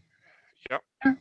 So that's 60 years. That's 60 years of marking. That's pretty good. That's all it did. Yeah, but once you put in, I would not do anything like pea stone or. No, it's going to be a 1 inch, 1.5 inch stone. Yeah, and I would probably consider doing it at least about 6 inches deep, because with these storms that we're getting, and it's great that you're removing a lot of impervious pavement. Yeah. You want to have that water convey into the ground as quickly as possible. Otherwise, you're going to end up with a water problem that you never really had before. Okay, that's not a problem. That'll be 6 inches of stone. Okay, and then down the side there, Mary. Sorry. Now, down here, from the driveway, all this is going to be removed. Okay. And then further down where that goes down, this is going to be removed, and then the brick is all going to be removed, and it's going to be replaced with some stamps. All this right here is going to be stamped concrete. Okay. This is the only area that's concrete is going to be put back in. That's it. That's it. All the other places the concrete comes out is staying out. Okay. Now, with the stamped concrete, you're going to want to make sure that, is there going to be a way for the water to be able to percolate into it? You're going to have some spacing? Yes, it's going to have lines in it, and it's also going to be from, if you're looking at this left to right, it's going to pitch to the right into the lawn. Okay. All right. So that's good. But it's going to have, the stamped concrete is going to have large lines in it. It's not going to be the small little line. It's going to have the large line, so it'll accept the water. Okay, yeah, because that would be the best thing. And then we consider putting, probably putting a little bit of gravel underneath that too, when, where you're putting that in, to help the water once it gets through those cracks. Yes. Number one, it can kind of expand a little bit and continue to perk through.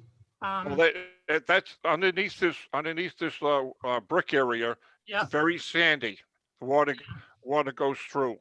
Yeah, These bricks right here, back in '59 when they put 95 through Pawtucket through the S curves, these bricks came from the brick buildings that they took out of the S curves. Well, that's Walter hauled them up here back in '59, and that's what how he put it in here. But the bricks right now are breaking, and they're cutting my grandkids' feet, so that's why I'm replacing it. okay. Towards the towards the end of the property at the water down there, from what I remember, you've got that retainer wall. This is that same one that's going to be removed. Yeah, see, I can kind of see, yeah. These stairs right here. Stairs, yes, that's what it was. This right here, I think when I take this out right here, there's going to only be two stairs here.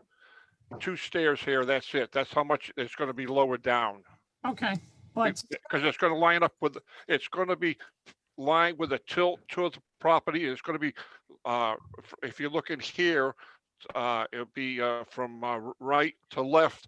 It'll be smooth with the grass. It won't be no walls or anything. It'll be all smooth. okay.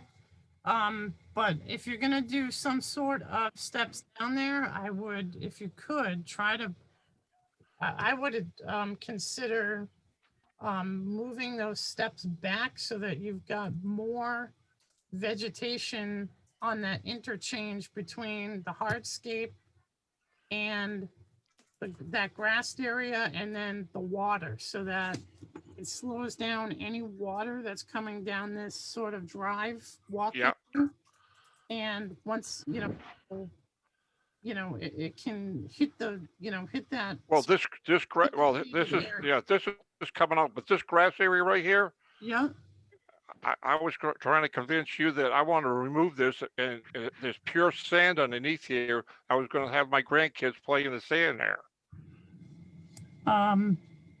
Or do you want me to keep that? That's right. Grass. Well, we can't, as long as sand is not in the actual resource area. How far away are we from the natural beach, Mary? Do we know? We have a picture?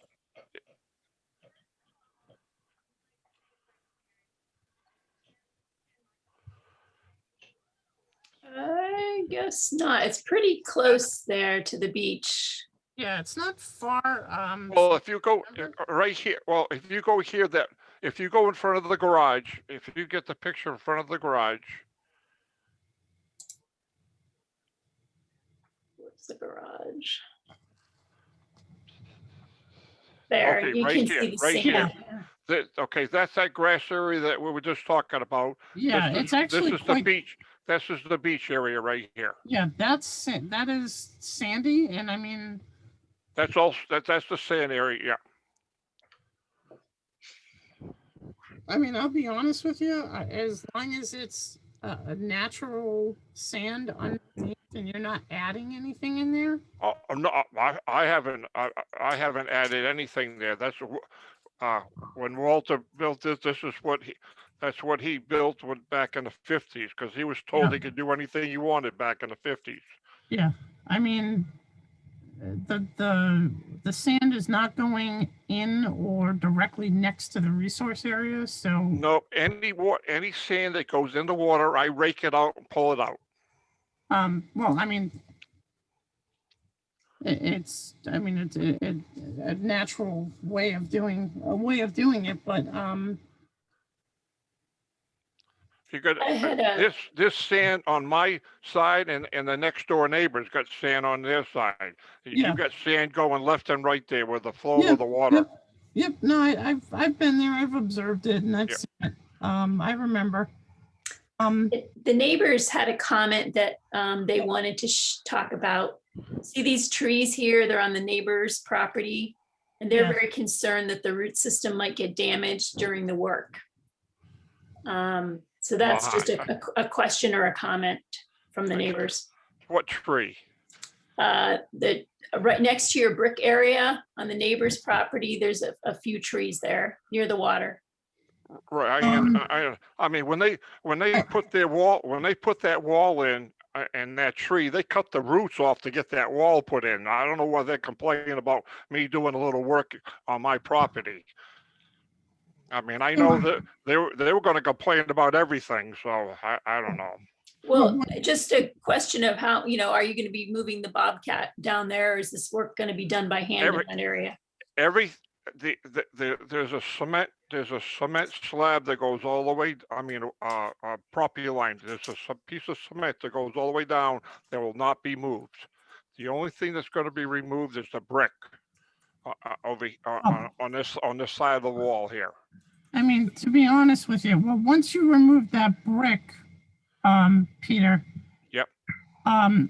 You know, you are going to have to dig down, but in all honesty, with regard to this project, I understand the neighbor's concern, and of course, we want to make sure that vegetation, specifically a tree like that, which is definitely valued right now.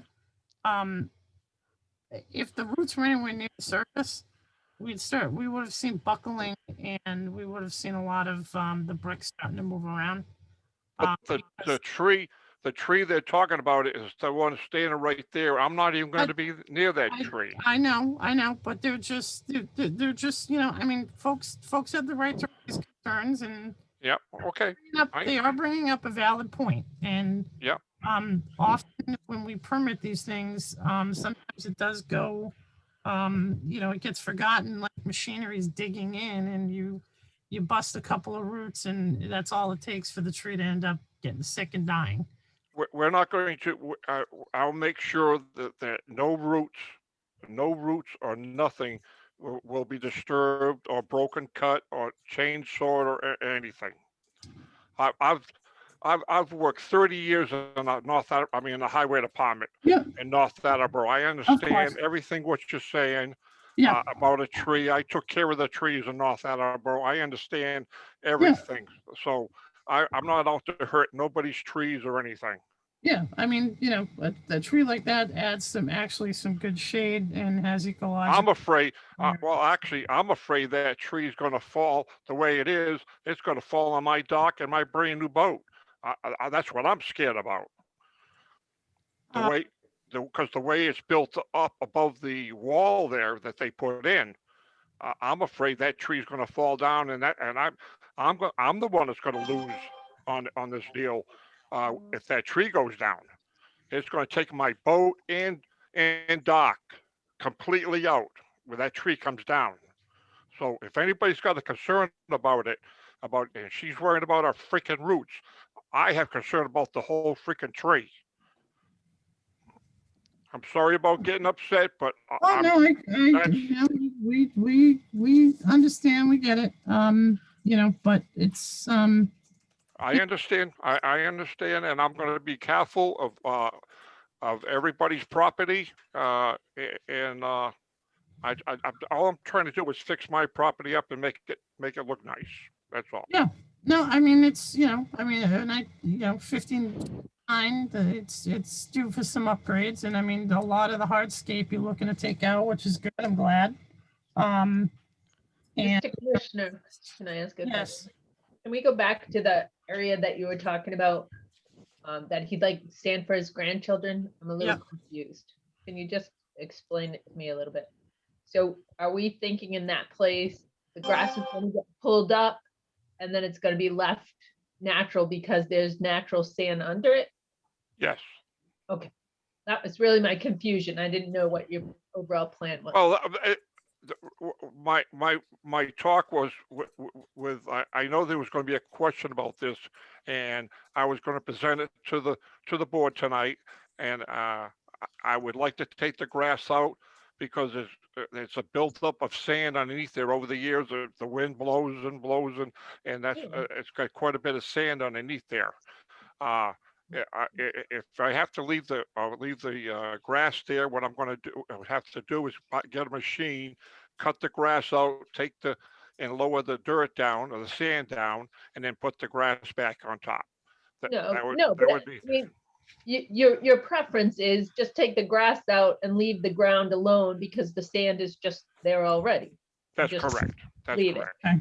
So can you, the other question that goes with that, what's the boundary between this newly naturalized sand area and the other area? It's just going to be one like continuous sandy area, natural area. Well, there's a cement walk right. If you can look in front of the garage again. Here we go. This cement wall, this wall right here, this goes all the way across. This is basically the property line, goes straight across. There's the that pipe right there, and it meets over to the pipe on the other side. That's the property line, and then on the left-hand side here is the DEP or conservation side. So Michelle, the middle picture there on the right side is all sand, and he's probably, if you remember, it's about 10 maybe 10 feet of sand there.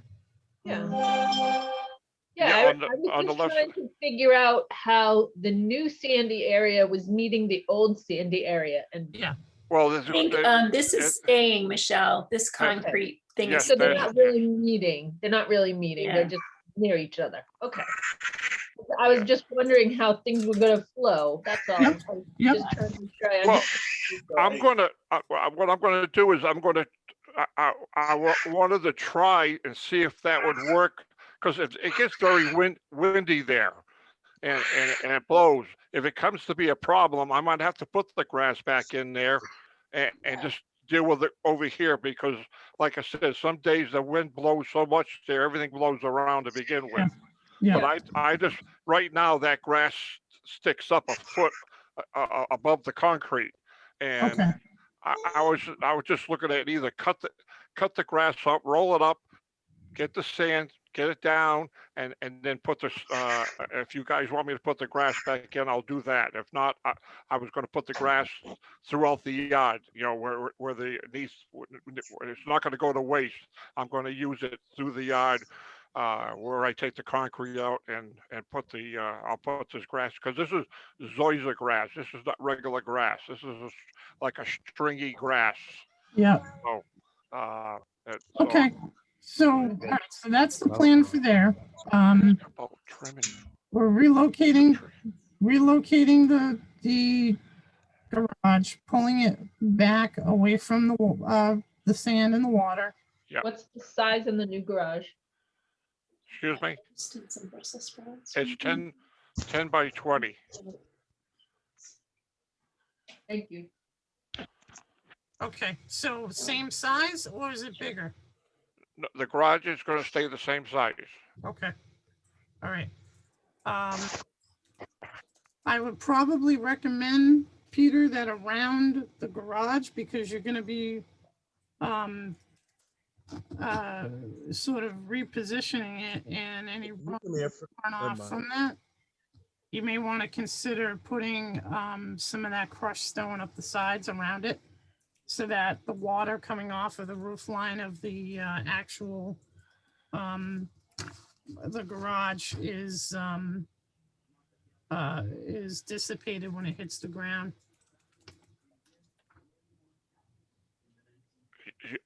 I was going to put it on a cement slab all the way around.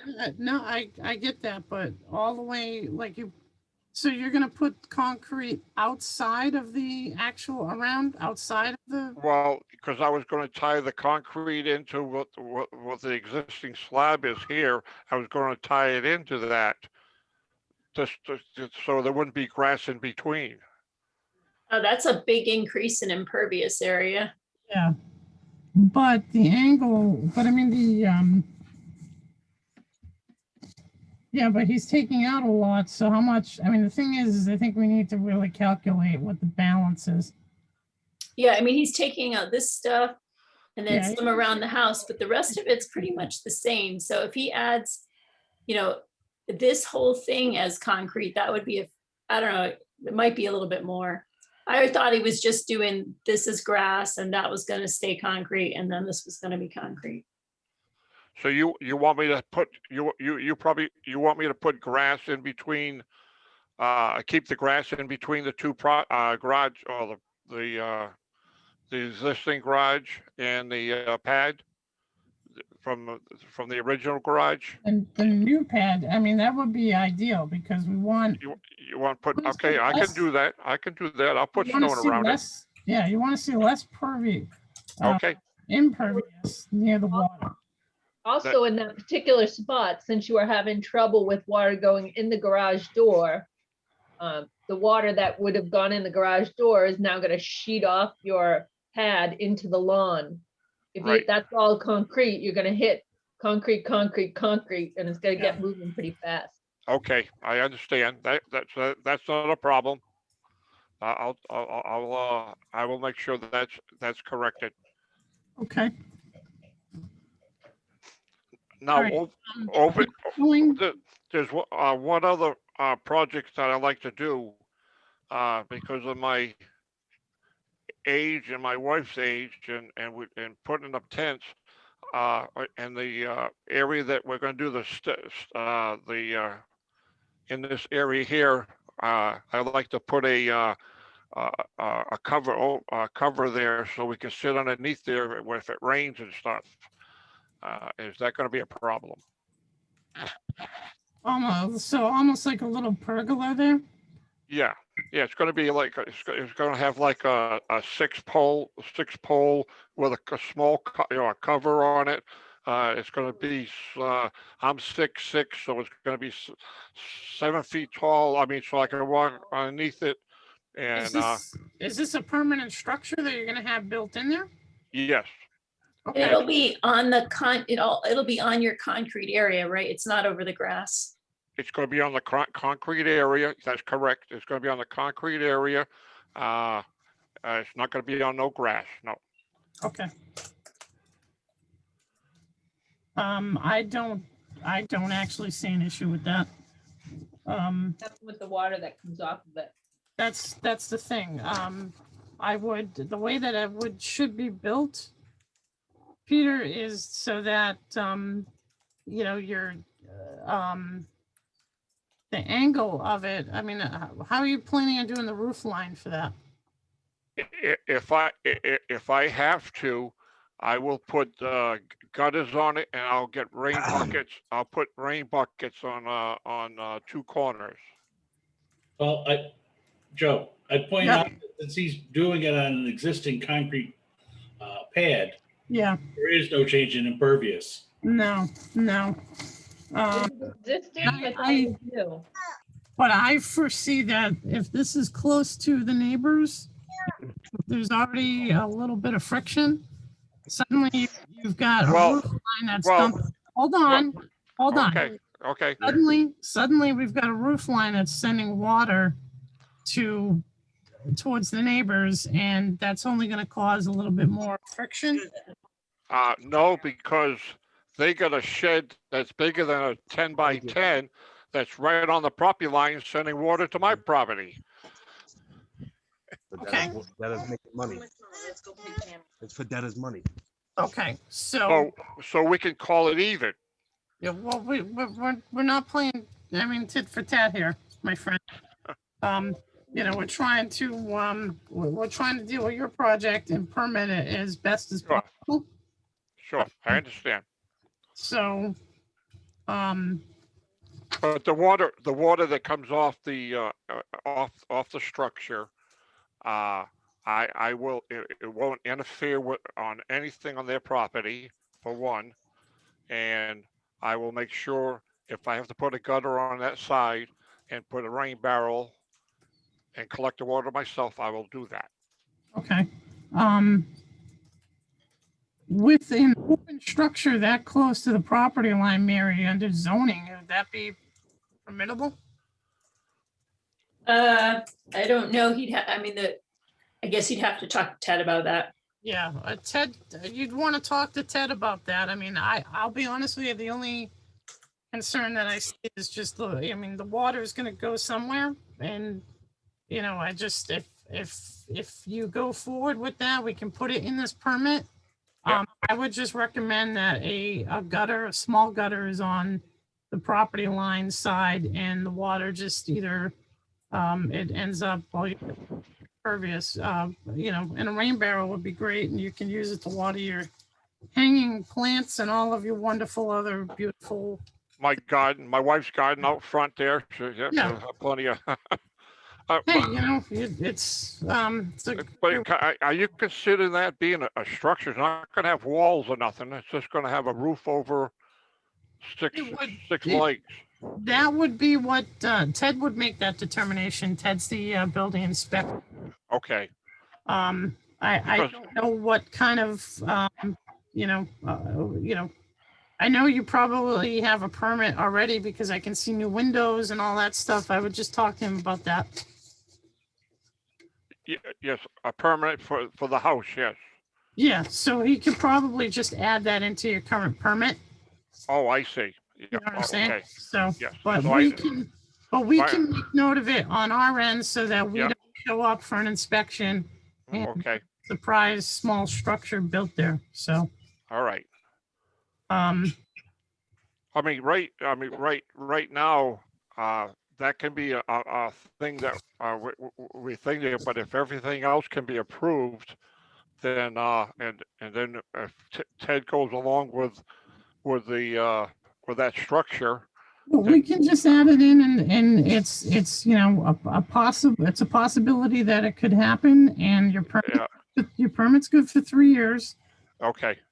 If it happens, fine. If it doesn't, when you come to a certificate of compliance with us, at least, whether it got done or whether it didn't, we just need to make sure that if it got done, it's to what we discussed. That's correct. Okay. So.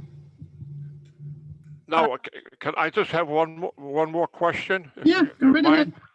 The tree that the neighbors is worried about. Now a lot of that tree is hanging over onto my property where I even have trouble walking on it. Now I can do a little trimming on that tree. Is that correct? Yes. Yeah. According to Mass state law, you can. Well, I know the law, but I just want to check with you guys because I had to do it in North Attleboro. Anybody has trees on their property, you're able to trim it, but you have to be able to trim it without destroying it or making it look destroyed. Well, I think under the law too is I think if you trim it, I'm trying to remember, I'm not quite fluent in that one, but I think if you trim it in some way, shape, or form, you compromise the tree, you have to replace the tree. Okay. No, I know, I understand, I understand that, but I mean, I've been doing a lot of trimming in my old job, so I can trim it to make it look good, look nice. I'm just want to fix it so it's not, I want to trim it so I can walk underneath it. That's my big, Well, we're not, there isn't an official approval here. I would, if you don't do anything, I would just make sure that you're fluent in what you're doing, because you don't need, you don't need to rock the boat any more than what it could be. They don't talk to me, so I can't, I can't. Well, anyway, back to this project. So commissioners, we're making the lap here. Yep. Do we see any major concerns with this project. I mean, I like the idea of all the pervious coming out around the house. Excuse me, impervious, as well as upgrades in the back here. I think it's a good idea that the garage comes away. That, I'd really like to get a look at that swale and make recommendations for that swale. If that swale is on your property, I really would recommend that you maintain that swale so that it conveys the water off your property and down the way it was designed to do. You're talking about on my property? Yeah, that swale there. I mean, if the swale. There's no swale on my property. No, Okay. Joey, the swale is actually on the next property. Okay. If you're looking from the street side, the swale is to the right of the garage. All right. Well, There's a catch basin. There's a catch basin right of the garage, and the swale was right by that catch basin, and going down through that, I think 59R, I think they call it now. Okay. Property. All right. So we can take a look at that, and if the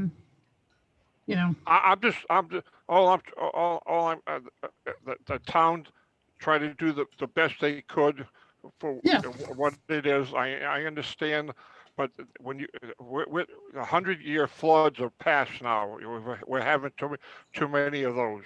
And I know.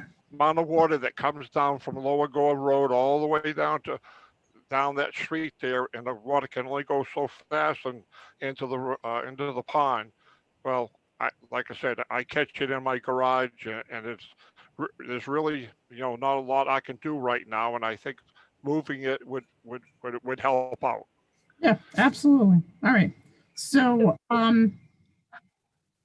any other items, commissioners? Yes.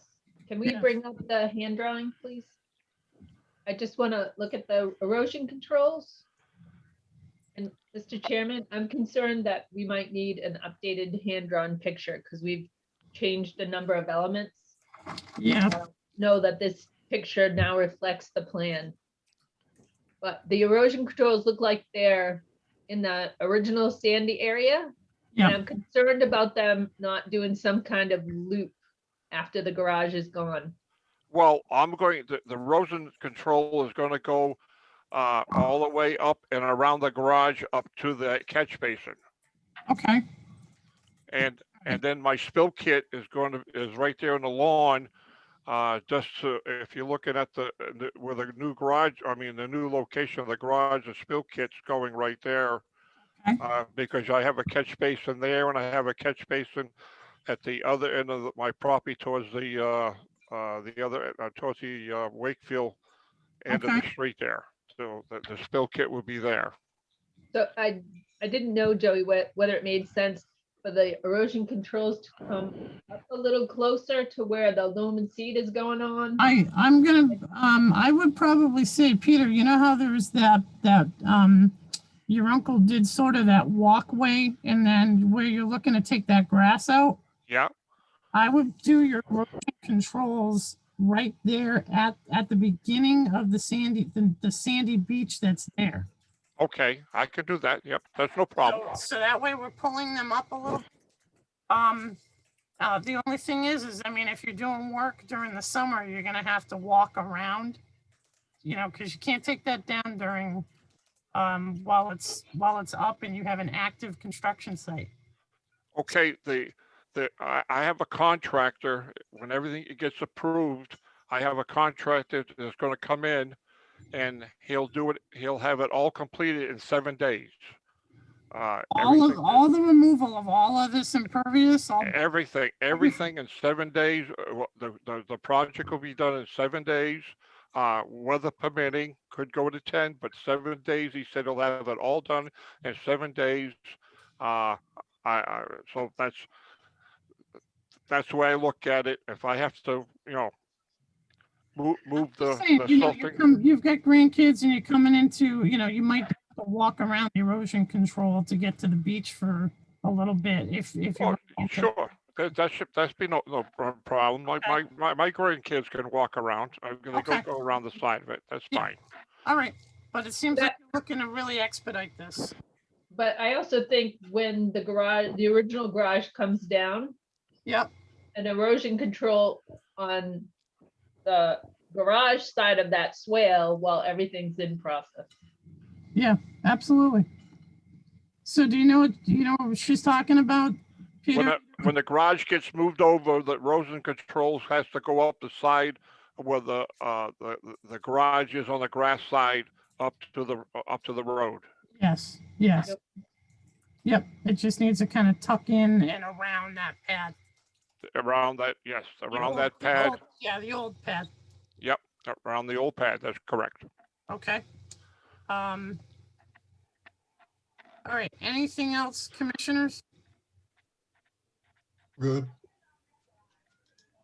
All right, because this is a public hearing and we are getting close to closing it, do we have anyone, abutters here? Open for public comment now.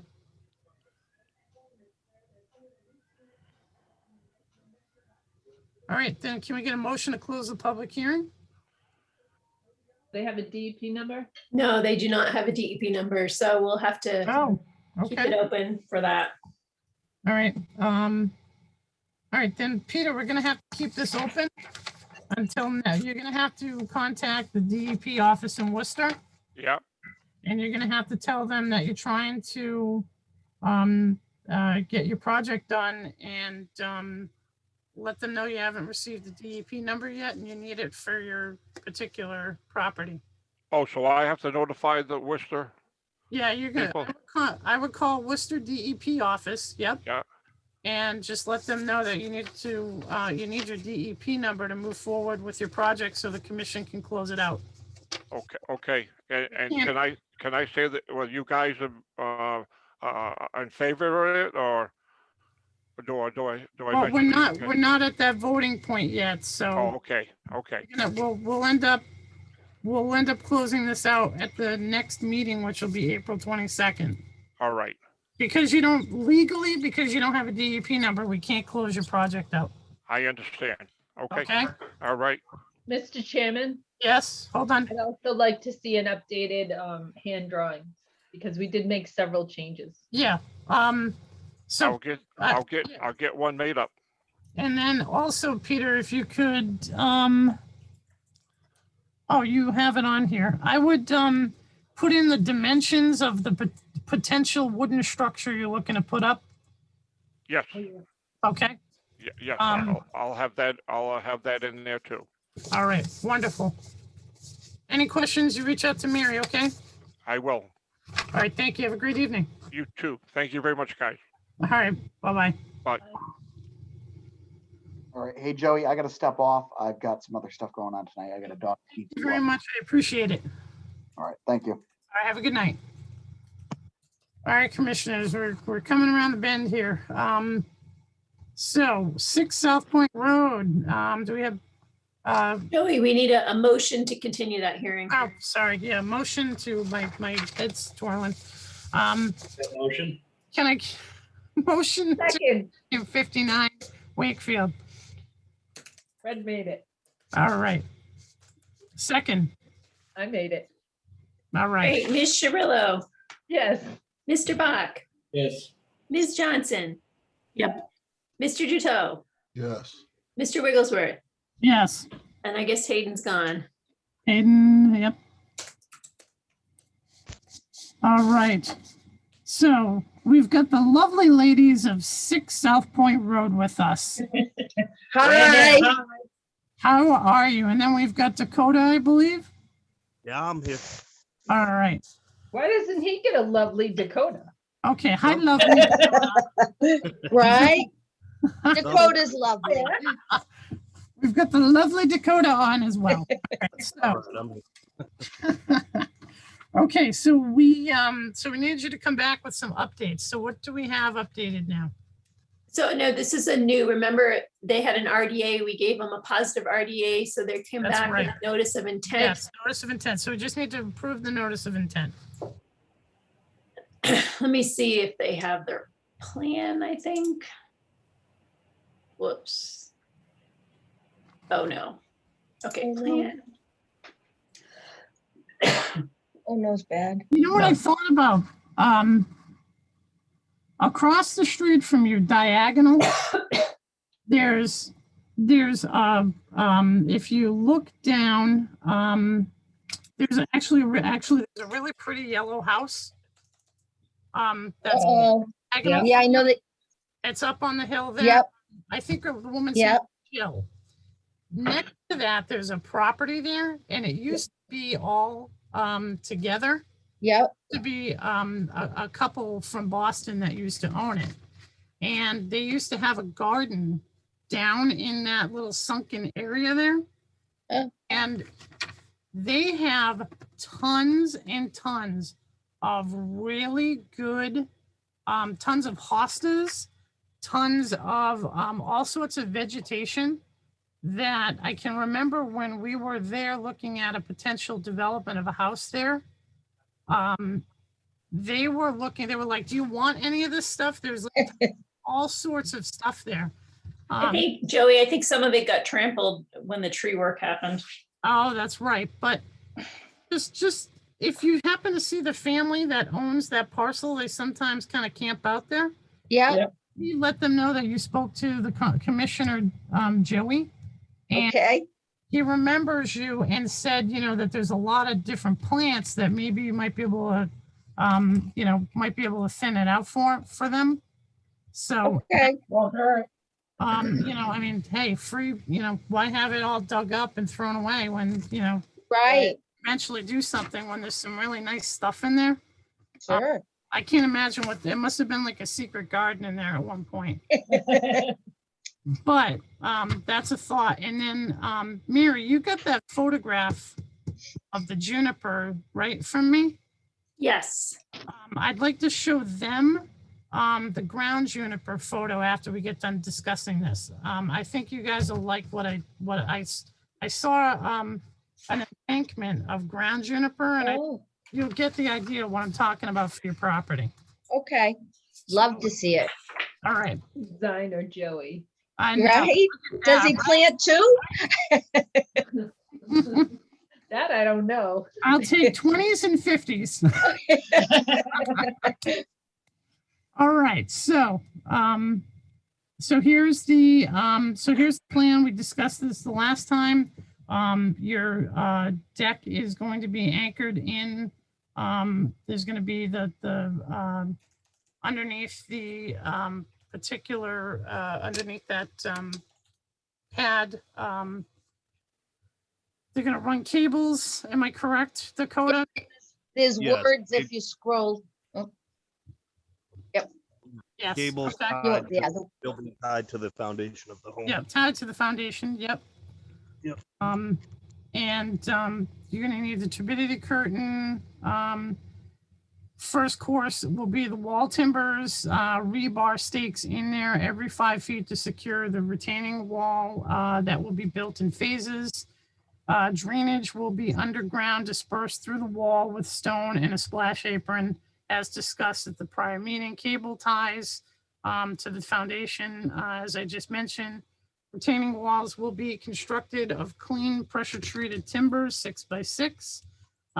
Every course of the retaining wall will be held together with 10-inch lags. The deck frame will be built out of clean 2x6 framing boards to be secured with joist hangers. Deck will be built on 12-inch sonotubes, 4 feet deep. Platform of the deck will be made of Trex decking.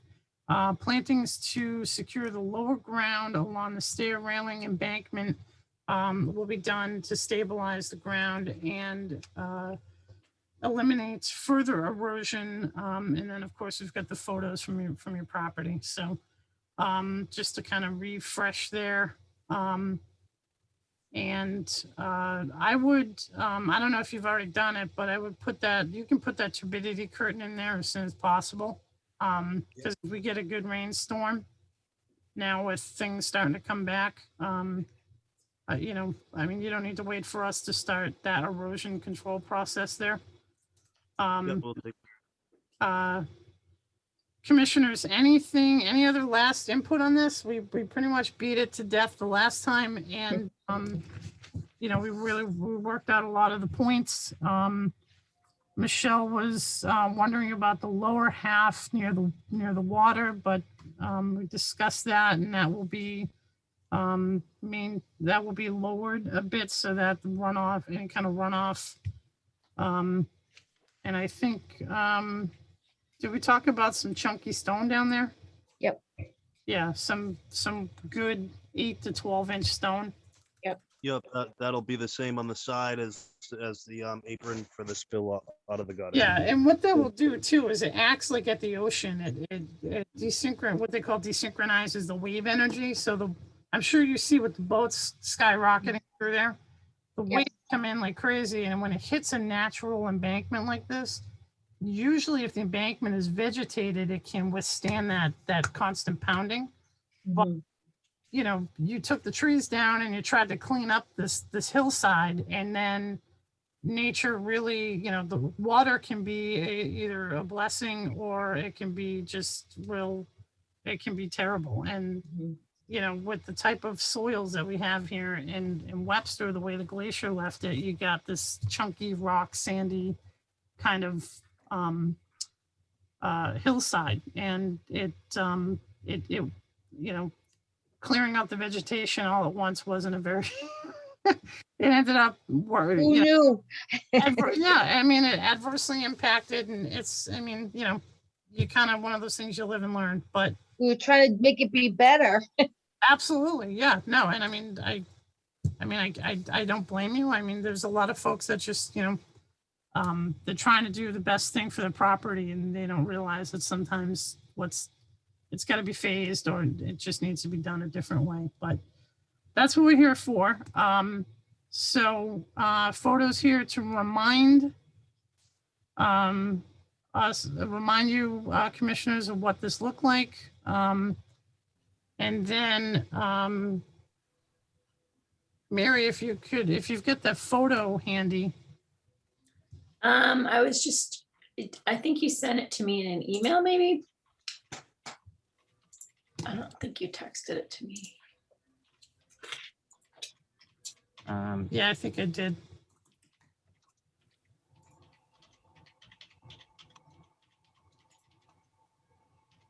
Here it is. All right. So this is a property that's actually not necessarily near. It's not near the water, but it has a steep embankment. Fairly steep actually, and the house is set up, and so instead of they probably had an erosion problem at one point that went down in the street. Yeah. This was just a lush carpet. I have a few of those little, like at the top, I have a couple of those planted. Yeah, this is that ground juniper, and once it gets going, it just takes off. What you do, yeah, it just takes off like this, and it's an erosion control's dream because it's natural. It actually covers up enough so that weeds don't grow through it. Nice. And in the spring, all you got to do is really just take a leaf blower. Or, you know, I wouldn't recommend raking it, but just take a leaf blower and just blow the leaves out of it. Nice. You're on I like that. It's pretty. You're on a windy end of town, so actually the leaves might just blow right off of it. So, but you know, this is a perfect example of what ground juniper can do and how it can really help with. And it's pretty resilient. It, you know. It's super. Yeah. Yeah. You know, once it's got, you know, it doesn't necessarily like real loamy soil. It kind of likes the soil that we have in Webster. Yeah. Which is sort of silty, sandy kind of soil. So, But I saw this and I was like, we've been telling folks to in these areas where it's really just hard to, to get vegetation growing the way you want. You've got that hillside. You really don't want trees coming back up. Right. That, but this is a great alternative. So, and it's natural.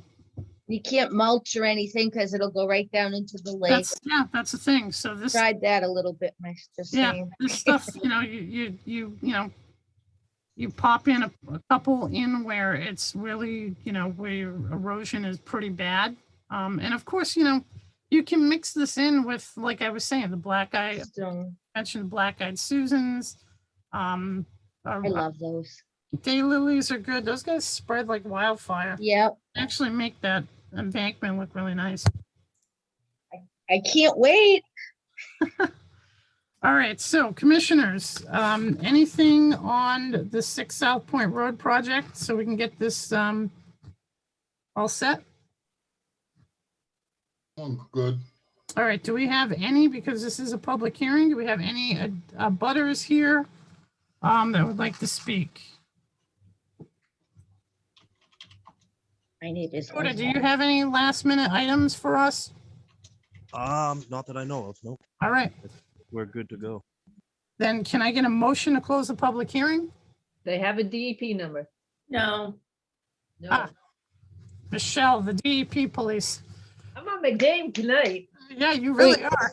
The lady's working on it. We emailed her and yeah, I'm afraid you're going to be in line behind a few of the other people that were on there, got their projects in earlier. So hopefully we'll get a bunch out if you keep bugging them. This is, this really is the, where DEP's at right now, and it's only getting worse because the warm weather's here and it was a fairly warm spring with really no snow. So they are backed up bad. All right, so then we're gonna have at least we're in line. yes, so, yeah, we don't need. So we don't have to go to the next meeting though. We just have to wait for a DEP number, right? No, we can't close, we can't close out your project. But Joey, they don't have to come on the meeting because. No, because what we'll do is let Mary know you got your DEP number. She'll let us know at the next meeting. And then what we'll do is we'll just issue the conditions, and then she'll explain that the waiting period, there's a 10-day waiting period, and you can't really start anything until you've got that order of conditions and the appeal period is lapsed. But as far as the, because of the way your embankment looks, I'm in favor of having a turbidity curtain put in. Okay. Sooner We rather can put, than later. I'll put the turbidity curtain in by beginning of the week. Next Okay. week. I'll have it in the water. All right. So is it safe to say, just for my sake, beginning of May would be a good start time then, by the time we get all the DEP number and everything? The DEP number, we vote to issue the order of conditions, then the legal waiting appeal period. And then, yeah, you can start beginning of May. Unfortunately, I know it's not ideal, but It's a yes, though. It's We'll better take it. than July. well, the thing is, you have to wait for the DEP to issue the number, because often they make comments on the project that perhaps a commission wasn't on top of, or they may look at something different. Their analysts may look at something a different way or have recommendations, and we may need to add that in there. So that's why you gotta wait and you can't close it out. So, All right. okay. Perfect. I can start buying some ground juniper though to get ready to plant. That sounds like a good idea. That sounds Okay. You can plant them now. yeah, you can, you can plant them in there, but I wouldn't do much. I don't want, The opposite side, you can start doing that. yeah. Yeah. By this, yeah. I would just, once Dakota gets his green light, I would stay out of his way. You right? Yeah. He'll trample my, All right, I'm getting it done. It'll be done efficiently, that's for sure. wonderful. All right, well, I appreciate you coming on and staying on, and I'm sure you learned a lot from listening to us. Oh, I did, right? I'm a little grateful. All right, so, then, I wish you good luck and, Dakota, before you start, make sure that once you get the order of conditions, you meet with Mary for, a project, you have to do a pre-construction meeting. Okay, yeah, well, at the property. Yep. Yep, no problem. All right, good luck. It's great seeing you. Right. Enjoy. Thank you. Come check it out when it's done, Joey. All right, I'll knock on the door. Okay. Have a good night. All right, you guys take care. Thank Thanks. you. Bye. Bye. Okay, Motion to continue. motion to continue. Second, South Point Road to no DEP number. Dan's got the first. Do we have a second? second. I'll second. Michelle's got the second. All right, Yes, Ms. Cirillo, yes. Mr. Bach, Yes. Ms. Johnson, Yes. Mr. Duto, Yes, Mr. Wigglesworth. Yes. Okay, so before we get to our discussion items, my colleagues, my dear friends, I would just like you to know that all but 2 of our large agenda has just been continued to the next meeting. Please keep that in mind with the next meeting. But a lot of them, hopefully because of issuance of a DEP number, it should just be kind of, I hate to use this term, but just stamping it and go, stamp it and go. Let's keep that in mind for the next meeting. I'm actually really pleased that we're running fairly on time right now. So let's get to these certificate of compliances. So 91 Bates Point Road, DEP number 3230743. We needed to do the certificate of compliance for the garage and second story on that the lot that Glenn Kowalski is representing. So Mary, do you have any comments on that? No, it just like we talked about the shed. Okay. So I think it's okay to go ahead and issue the certificate. Okay. At So least get that taken care of tonight. okay. So do we have a motion for certificate of compliance on 91 Bates Point Road, DEP number 3230743 to close that out?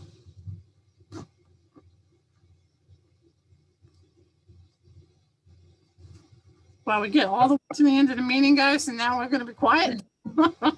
I'll make the motion to issue the certificate of compliance for 91 Bates Point Road. Okay, great. Second. All right. All right, Ms. Cirillo, Yes. Mr. Bach, Yes. Ms. Johnson, Yes. Mr. Duto, Yes, Mr. Wigglesworth. Yes. All right, so we've got 33 Wakefield Ave here, DEP number 3231094, extension of order of conditions. We're doing extension on their order? I'm here representing the owners. Oh, you, Steve, Your favorite guy. my favorite guy. How you doing, sir? Good, yourself? All right, so talk to me about an extension of order.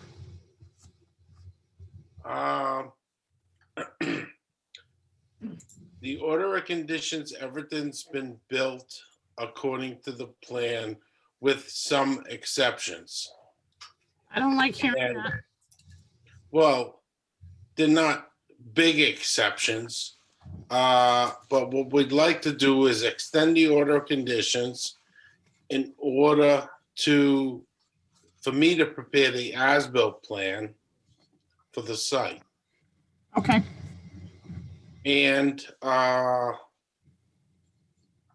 obviously with the drought last season, and we come into this season, the grass should be growing good. The pervious driveway has been installed. There were some minor changes as far as where a pizza wood burning stove was placed. No, that's not mine. I know, we're getting there.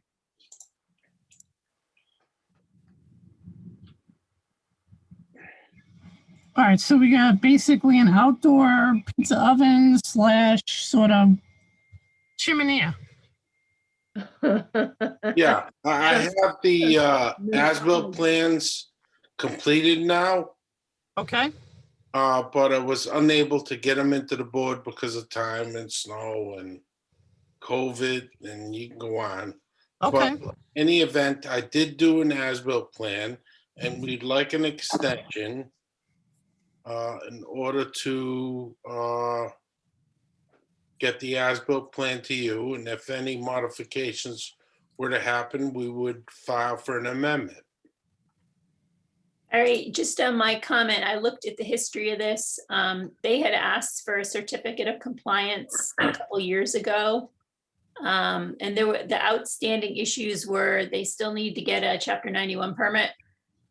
And we had asked them to file an amendment for changes to the plans. And maybe Steve, now that you have the as-built, you can, that can be reflected, because I think there were some differences in the patio, right? And how it was constructed. It'll all show on my as-built plan. Okay, so we had asked them to do an amendment for the changes of plans, but it's my understanding, Stephen, that they do plan some more work, and then that maybe that all could go under the same amendment, like this area here. I don't see, is that the This- way? This is near the water. There's an area that's chalked out in white. Wasn't there a patio or something that was gonna go in? No, that wasn't under the original notice of intent. Right, but wasn't there gonna be an amendment for that possibly? Possibly, yes, Okay, with some additions of some landscaping and stuff. okay. okay. So this is their outdoor fireplace that they put in. Where are you pointing? The, It's not a fireplace, it's like a pizza oven. Yeah, you could call it. this here, Steve, see it? Yes. Okay, so, all right, so that we can, well, I mean, obviously, we're gonna amend here, but Mary, you're talking about this chalked out white thing? There you go. Yeah, Yeah, what is this here, Steve? Is this a plan for something? After we get the extension, I would show these things on the plan Okay, to get the amendment for. Right now, we're unclear as to what we want to do. okay, He put the chalk marks there in order for me to locate him so I could see what he wanted. all right, I'm just looking to find out like what the idea is and what the plan is, and do we know if this is an erosion issue here? No, there are no erosion issues there. Okay, Yeah. Now, Mary, if There are erosion issues there at the wall. The All right. dirt comes too close to the top of the wall and the I'm- water flows right over it. this here, Steve, right here, Yeah, I can tell right now that that's gonna end up being a nightmare for them because the water will probably end up, it's going down in and through and probably exiting down here. it has to.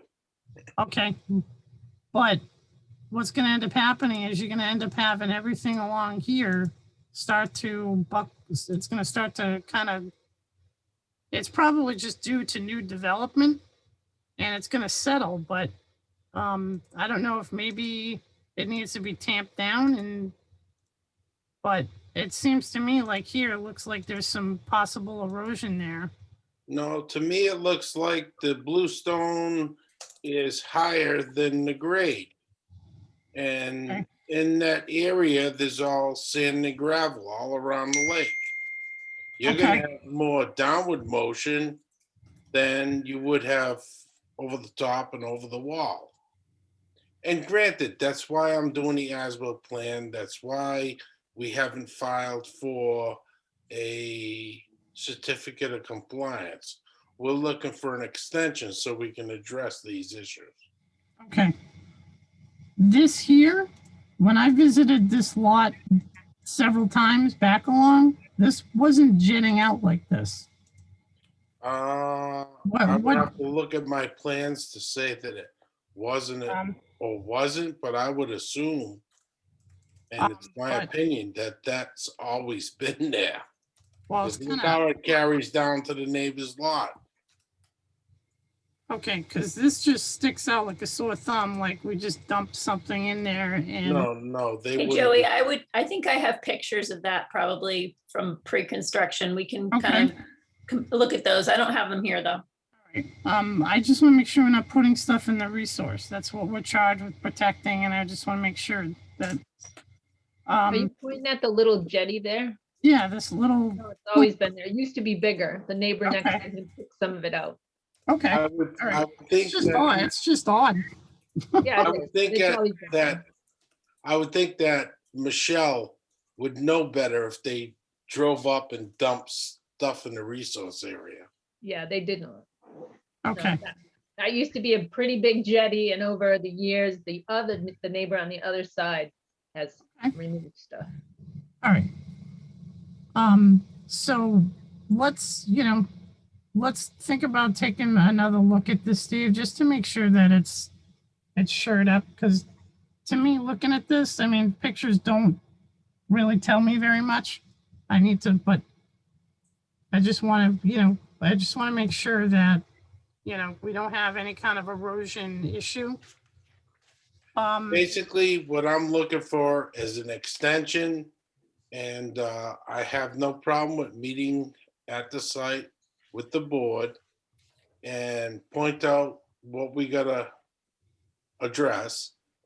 And then on my as-built plan, once we get the extension and we propose any further work, I would address, and we'll go from there. Mary, you visited the site, you looked around, you took photographs, you know what our standards are, you know what we're looking for. Anything that's stood out at you that's of concern? No, not really. I mean, this is an extension, not a certificate of compliance, so. Okay. I mean, I think the wall here is a problem. It's not, the sod is not 3 inches below the edge of the wall, so they'll have to address that at some point. And I think that's probably the main issue. Everything else, I mean, except for these issues over here, but that'll be taken care of in the as-built, so. I'm gonna be honest with you, on extensions, I'm not a fan of doing 3-year extensions. Most conservation commissions don't do extensions at all. But And maybe you could do a 1-year one for this I one, would because be it, fine with a 1-year extension on this, and because what's happening is we're getting people that are also evading the whole process of having to refile. So I think, we're spring right now, and you got the entire, you got time right now, and you got the entire summer and the entire fall, all the way up until next year to get the last little bit of this stuff done in an as-built. So I don't think a three more years of dragging a permit out is necessary. So I don't know how the rest of the board feels, but that's my input. I would do a 1-year extension on it, and the 91, remember, Steve, the 91's got to get done. I'm good with that. So, okay. If I may say something, Yep. the 1-year extension would be fine. If we need more time, we'll be back before the board. Yes. And I guess that's it. That's all I get to say. All right. So why don't we, all right, so let's move this. Why don't we move this along? So do we have a motion of a 1-year extension? I'll make the motion that we grant a 1-year extension to 33 Wakefield Ave. Okay. Can I get a second?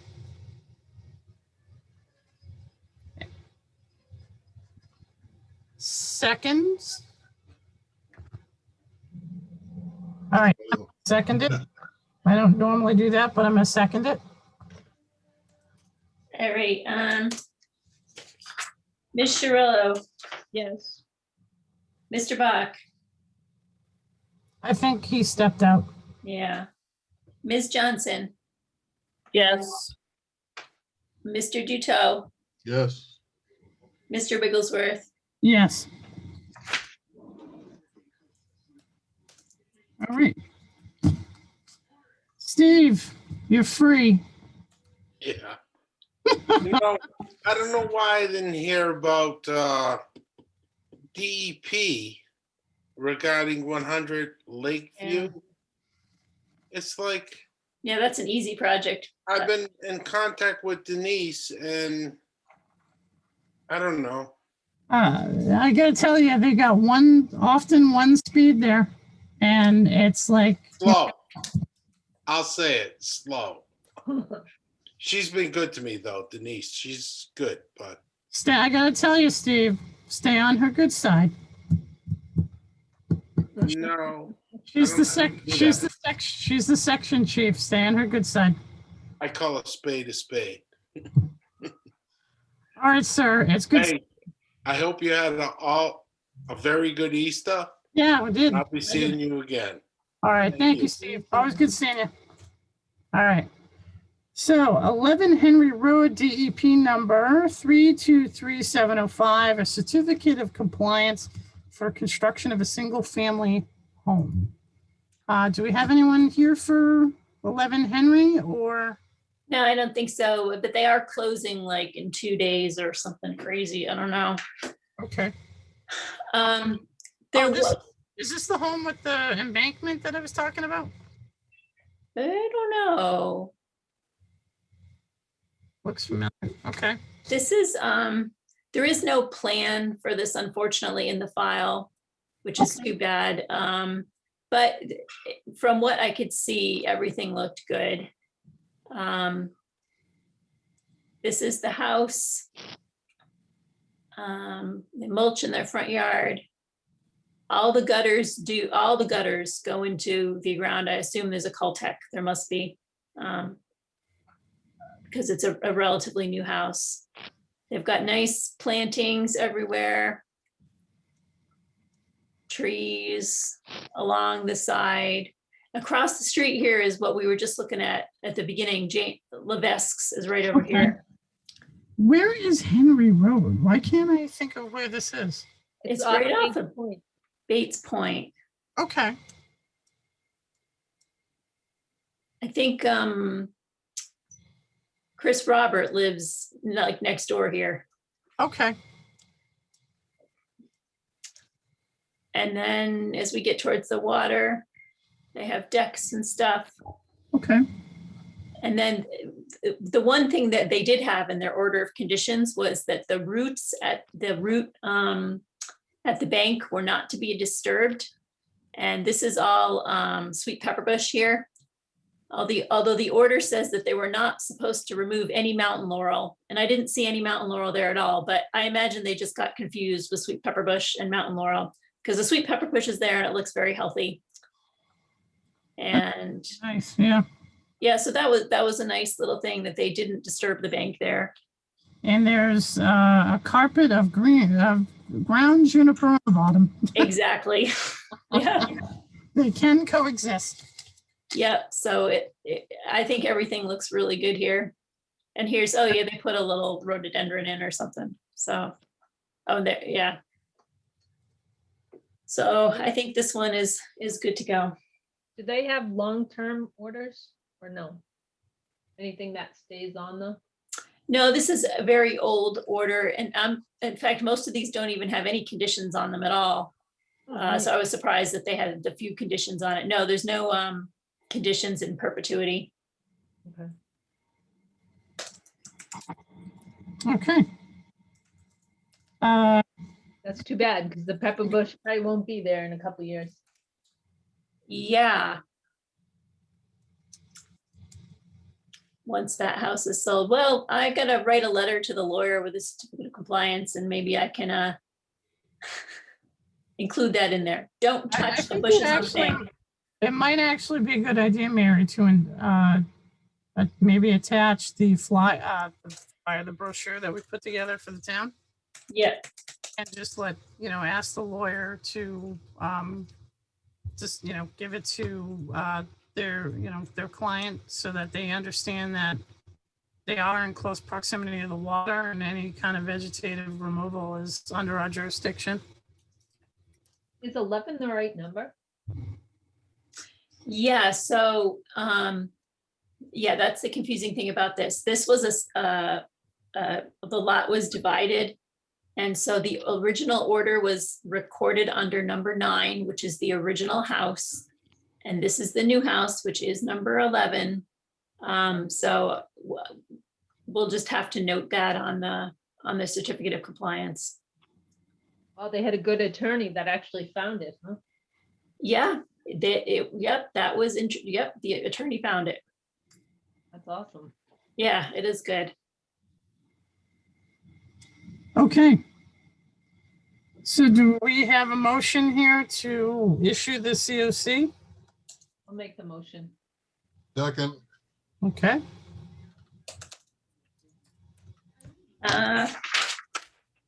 Ms. Cirillo, Yes. Mr. Bach. All right, Ms. Johnson.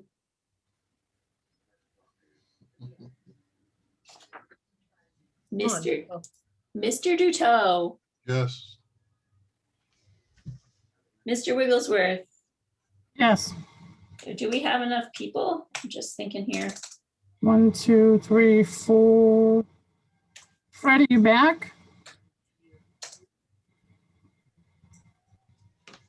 Clarissa? We need either Fred or Clarissa, right? Yes, hi. Okay. 5 seconds.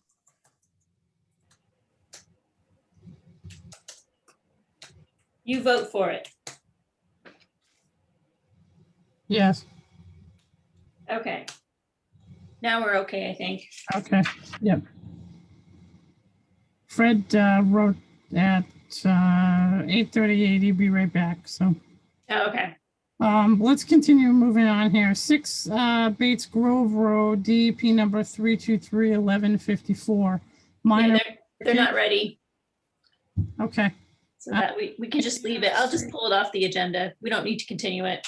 It's not a hearing. Okay. All right, so let's breeze through your report, Mary, and any other items. Yeah, do you guys want to save the tree policy for another time? That's fine with me.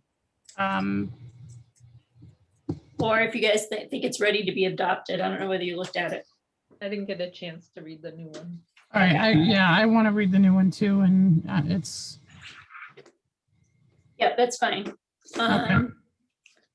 And I would probably, the next meeting is going to be heavy. We probably won't be able to, I mean, unless everyone reads it, so. Okay. Next meeting works for me. Okay. We'll see if we get to it. All right, so Mary's agent report, our busy conservation agent. Yeah, it took me several hours to put this thing together. I realized I was busy. Out and about on the town. All right, this one didn't have any issues. There are a few issues. All right, so Twisted Piston is gonna come before us. Sure, yeah. He wants to, you know how on the top of the embankment, there's all these stones? He wants to pull them off. So he was wondering if he could put his machine up there and not go in the stream, obviously, and take them down. So I told him he had to come to you guys to ask that. So I tentatively put him on the next meeting, but. Reason? What's the reason? Why does he want to take him down? Yeah. I don't know. Okay. He was planning on taking him down before, he just was like, he said he never really finished that area. He just wanted to kind of clean it up, I guess. I don't know. You shouldn't touch anything else. Yeah. You don't want to go up there for the bees. I will, I mean, I will listen. You know, I mean, that's our job, but I mean, you know, I gotta be honest with you, there's a heck of a lot of stuff that we gave in an order of conditions that needs to be done before we. Right, yeah, he has not done much all of it. sorts of other stuff, yeah, so I will put that out there. Great. All right, this is One West Point Road. And I was just driving by and I saw that it was all ripped up. And took a bunch of pictures. The homeowner actually called me later because I guess he has a camera too and knew who I was. That's kind of convenient, I guess. They see you taking pictures, they call you. Yeah. Probably more effective than leaving a message. It's I know. actually funny that he knew who you were. Yeah, that is true. Maybe he just guessed. I don't know. Or someone else, because like this is near like Paul LeBlanc and those guys. They all know me, you know, all Oh, his yeah. neighbors there. Someone must have said, oh, that's the conservation agent in that orange vest with a white car. So yeah, so he's supposedly gonna file, but I guess we just need to keep this in mind in case he doesn't. What? What did he do? He actually ripped up the. He took all the vegetation out. He assured me there were no trees, that it was just shrubs. I can't really tell from the aerial photo what it was. I don't think there were too many big trees in there. And then he also did some work. See, here's his little house. He had gotten a permit to do the siding, which was fine.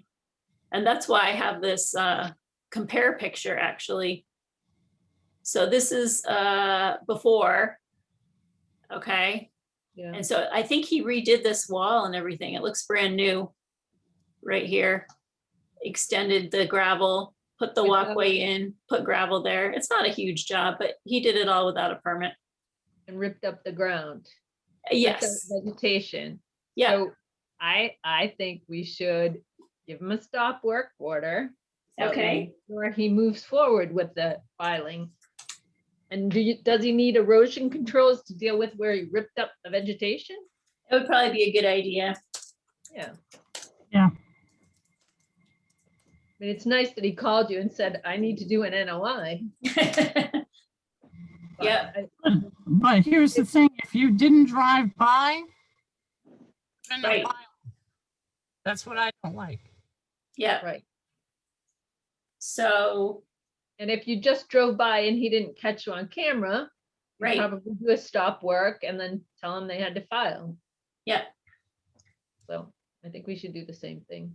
And I guess this is NOI because he disturbed so much soil, even though it's not really a big project. I mean, what is his intent? What more is he doing? Do we know? Yeah, that's a good, he was kind of telling me, I think maybe he's converting that to lawn. I'm not sure. All right. I mean, I that's a wonderful idea, but right now that's just. Given that we're gonna enter the rainy season. we I know. probably need erosion controls now. Yeah. Yeah.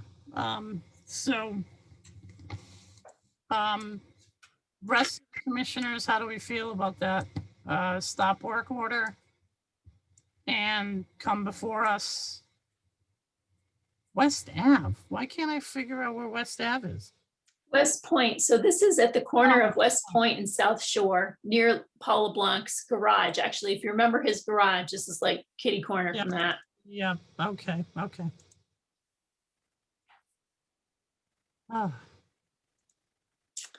So that's that one. This was just an administrative approval. And I stopped by Paul's place. I While you're in think, the hood. yeah, while I was in the hood. And this one on Wakefield and Michelle's. I know you're a ninja. I didn't catch you in my yard. Yeah. I was sneaky. Well, yeah, you guys probably want to look at this one. So 88 Lakeside Ave, you remember Judy Kalecki? Yeah. We did with the appeal and the trees. We love this one, right? Yep. All right, so she put an administrative approval in to remove these 3 trees, okay? So I don't know, I guess I did approve it, but maybe I shouldn't have, because these are, and she has an RDA to approve these 3, which she hasn't done yet. So she wants to do them all at once. So the RDA we gave her way back that she appealed and added more trees to. That's hasn't about done 3 yet? years. That's about 3 years old now. Probably coming up on 3 years, I would think. Almost, not quite. Let's see, I think I wrote it down. Yeah, 2018. Yeah. So I can remember, I think it was the fall of 2018. I Yeah. remember meeting up with Denise came here. Mhm. And then she wants to redo this retaining wall. I told her she's got to file an NOI for that. So she's going to hopefully get that in soon. Yep, we need an NOI for that. It looks like it does go in the water, so she might need, Chapter 91. we gotta start enforcing that. If the mean high water mark is the walls touching, I mean, because that came up in a couple of Yeah. the comments from DEP before, so. But she would have to do one for a dock anyway. Every time we do a retaining wall, we ask for a chapter 91 for the dock. So Yeah. it would be in the same chapter 91. Yep. So the dock and the wall, but I mean, so are we looking, is she just looking to add trees to? I mean, if you already did the administrative approval, Mary, I mean, in my opinion, these are ones that she talked to us already about keeping. And I can remember Fred talking to her, standing there, and he was talking about, well, if you trim them, and she was very argumentative with me about not trimming them. And, I mean, she was so worried that fall because, she was so worried about the trees hitting her house. They'd come down and, here it is 3 years later. I mean, yeah, it costs a lot of money, but anyway, without wasting time, I mean, if you approve too, Mary, I would consider the two that you just approved, she needs to do replantings for. Yeah, I did talk to her about that. So If this is what I'm thinking of, I believe we did not approve it. She went to the DEP and got approval through them. Yeah, she got a superseding order of conditions. Denise didn't back us up on it. Yeah, one more tree than we told her she could cut. Now here's 3 more. So what's that, like 7? 6? So she thought she only had approval for 3 from DEP, but it might have been 4. I don't know. She was telling me it was only 3. Who knows? Yeah. So, I mean, here we have someone that doesn't even know, I mean. Right. Yeah, because I thought we gave her approval for about 3. I did too. I thought it was about 3 too. Then there was one like near a shed or something that we're like, no, you think that one's fine. Yeah, this one was one that, yeah, this is. Straight upright. Yeah. Like, it's not leaning in any direction. Yep. And with a little bit of trimming, you could balance that tree out, could have balanced it out easily. Yeah. But, Yeah,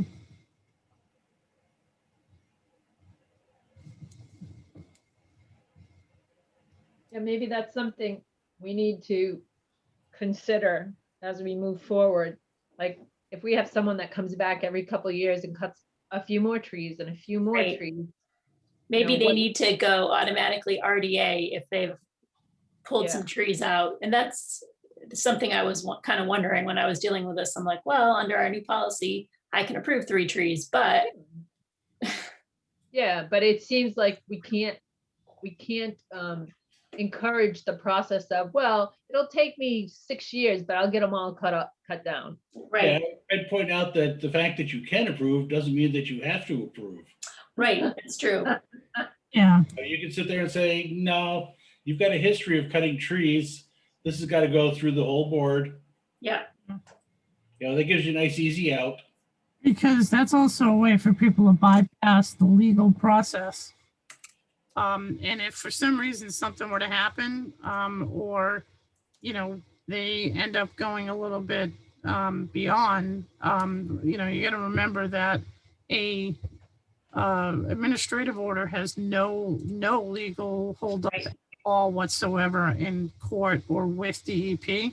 They'll say, oh, you admin approved it, so you just bypass the entire act. So we can't support you. But it looks like did the neighbor have a tree come down, or did they cut something down, Mary? Like next door, it looks like a big, huge.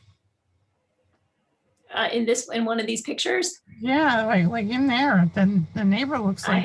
I have no idea. I wasn't really paying attention over there. No, I know, but look, I mean, when you look at the tree from this, I mean, the yard from this viewpoint, it almost looks like something came down in their yard. Be just because there's no leaves on it. Too. Well, it'll be a nice open area now. Yep, pretty soon we'll have no trees. So she can park them with the boat.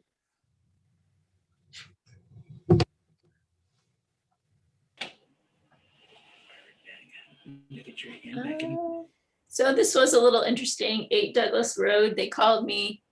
They want to put a garage in, and they were wondering if this was a resource area. It's, drainage off the road.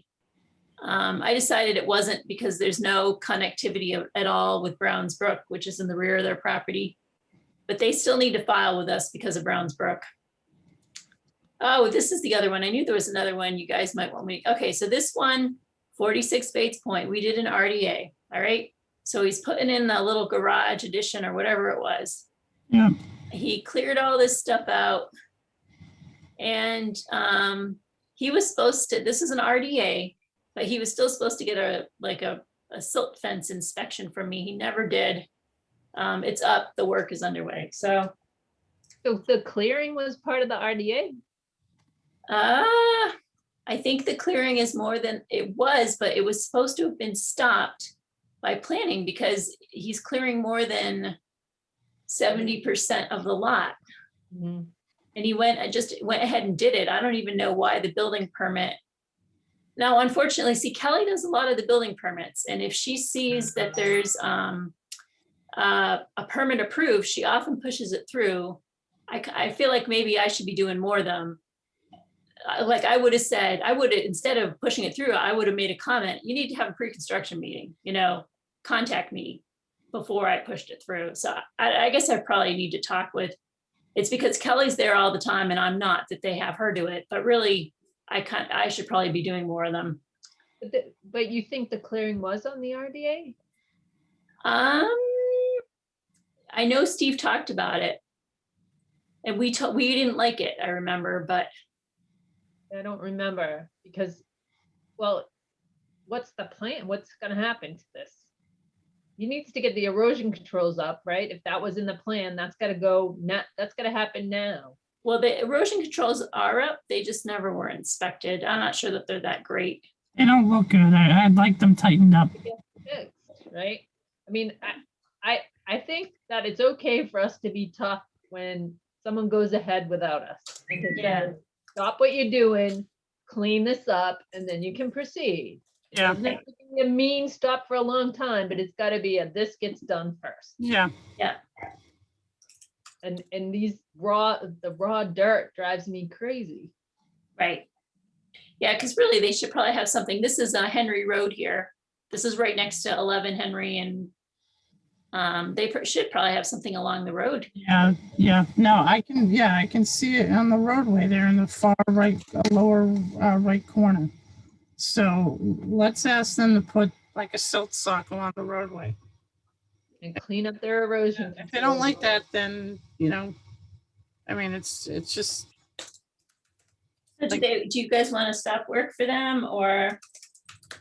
I think that whether we do the soft stop or not, it has to be communicated in such a way that it's like, you don't do anything else till you fix this. So to me, the soft stop. Have you actually talked to the owner there, Mary? No, I didn't. Okay, so then I would probably let's try the, going about it with just, contacting the applicant, the owner, and, obviously introduce yourself, and then to say, you know, talk about what you see and what needs to get done, and that it's being documented. And, you know, I would say let's give them a week, to get things together. And I would say, you know, here's my schedule. I'll be, you know, I'd like to set up a time to come and do a pre-construction. Mhm. But nothing can, you know, we want you to do these things. These things now need to take precedent because you missed the big step in your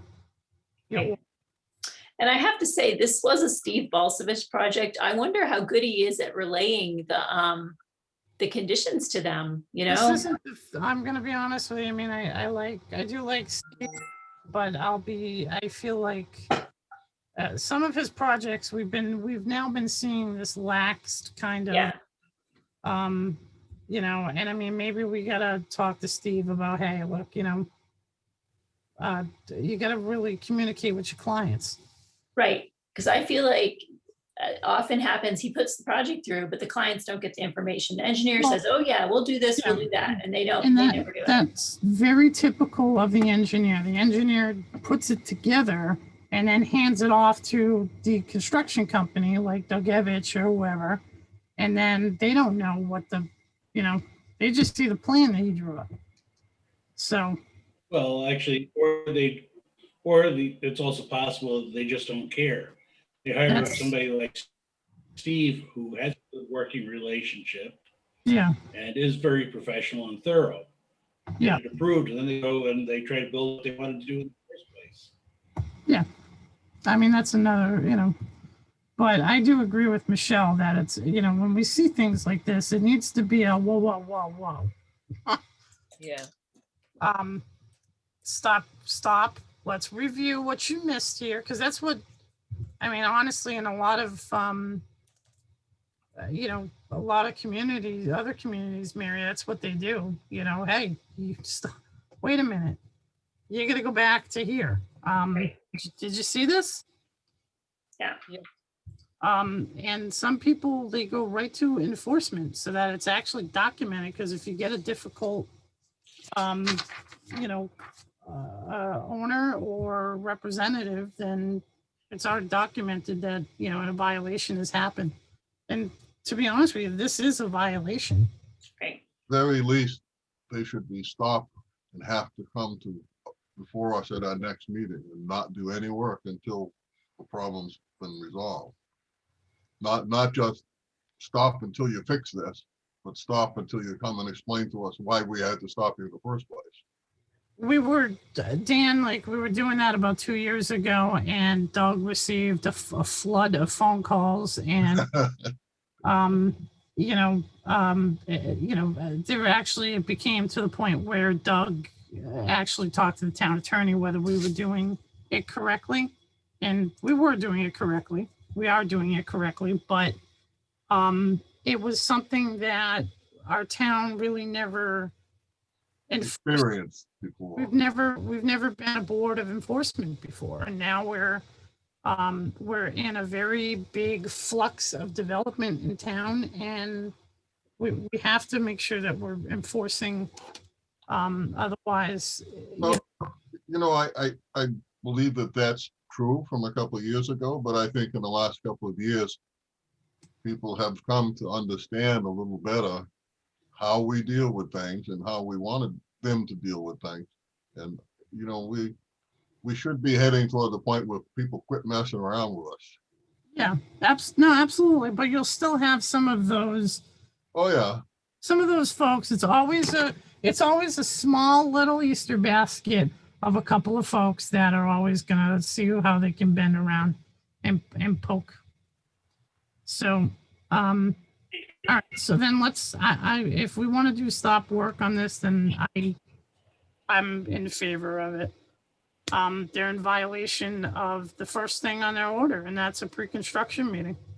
Well, it was just erosion control inspection, because this is a RDA, so it doesn't have all Okay. those. It did have a few conditions, but that was the one. Yeah, but we still get a very raw site here. So, Yeah. we really should still be like, oh, hold on here. Yeah. All All right.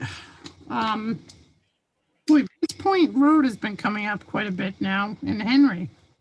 Yeah. It's funny how it's like one neighbor starts doing something, and the next one, and then suddenly you got the entire road doing. I think that's it. That was it for my agent's report. Well, Mary, thank you very much for obviously zipping around and doing what you do so good. You are taking, did I see you're taking vacation time? Yeah, so that during the next meeting, I will be in Florida. I plan on calling in, but I won't, it's a Thursday, so like the 3 or 4 days before. So I'll just have to let the applicants know, you got to get your stuff in, well in time. But Kelly, I think, is around. And I'll get the site visit stuff out before I leave, obviously. Oh, speaking of site visit stuff, you guys can come into the building now. So do you want to start carrying the folders around again? It probably wouldn't be a bad idea because there have been a few times where we wanted to look at, but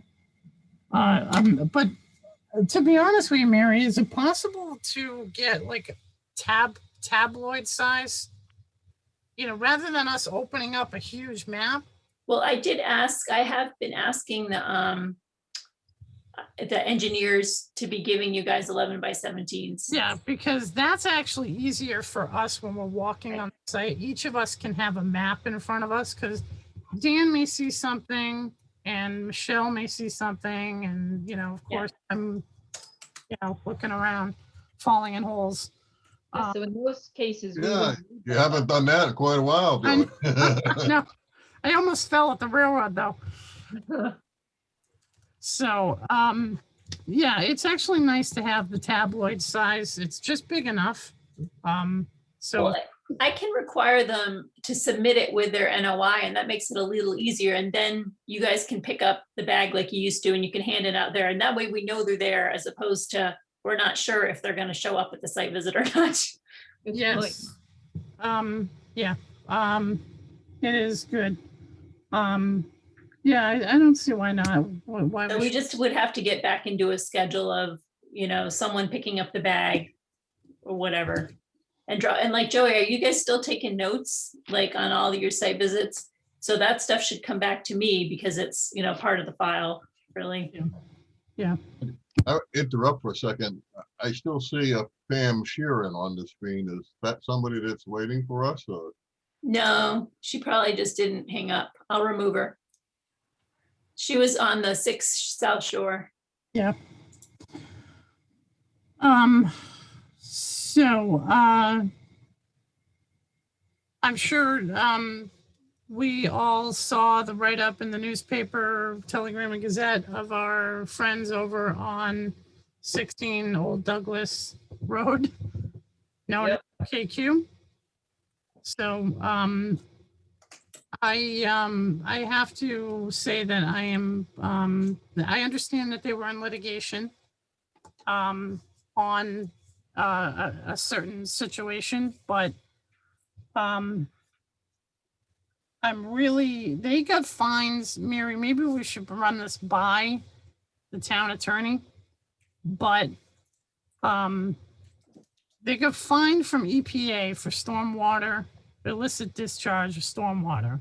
It was like 126,000 for Webster, 80,000 in fines for Leominster.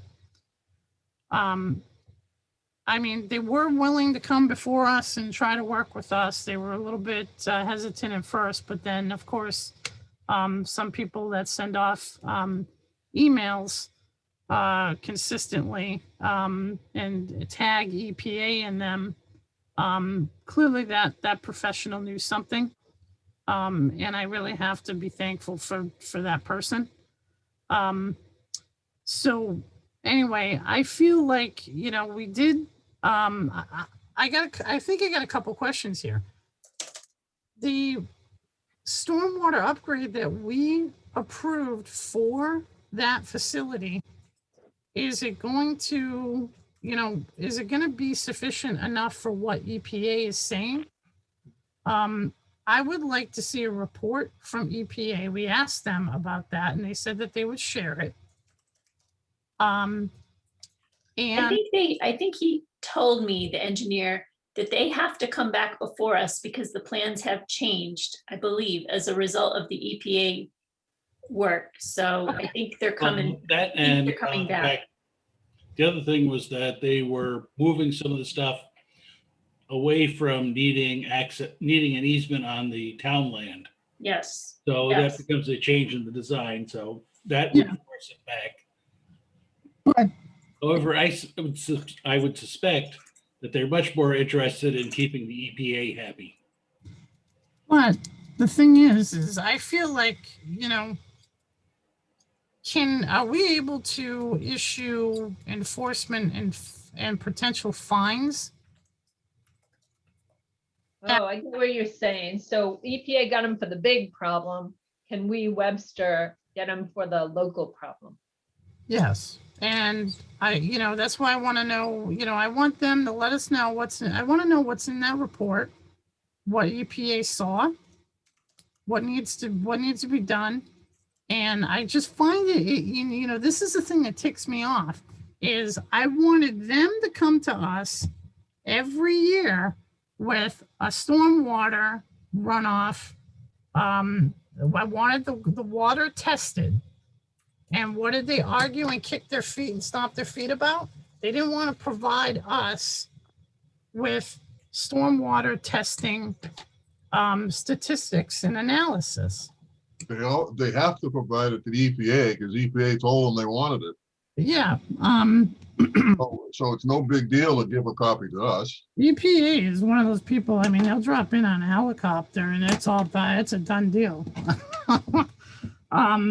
You know, it is one of those things that they couldn't share it with us because they were in the middle of litigation.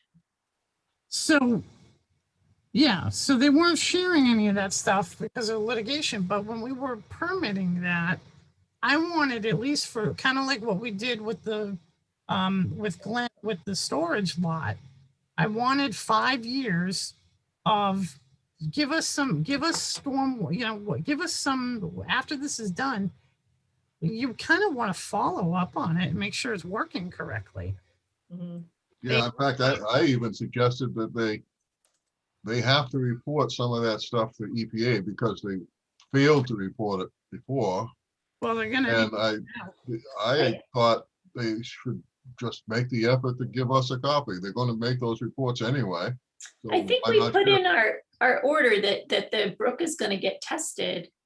Well, no, they threw it back at us and they will provide the information when we ask for it. And I didn't want it that way. I wanted them under wetlands protection, the applicant or you know, in this case, the company is to provide the burden of proof. And that could have been the way that we could have basically ironcladded that every year you provide us analysis of your stormwater.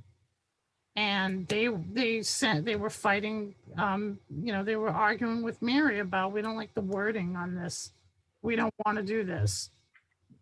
Yeah, they were also trying to pull one of the conditions, right? Because it was EPA directly. And that's the other thing. They wanted to pull one of the conditions. So what we ended up doing, I think Brandon helped, was sort of adjust the wording so that and they accepted it that way.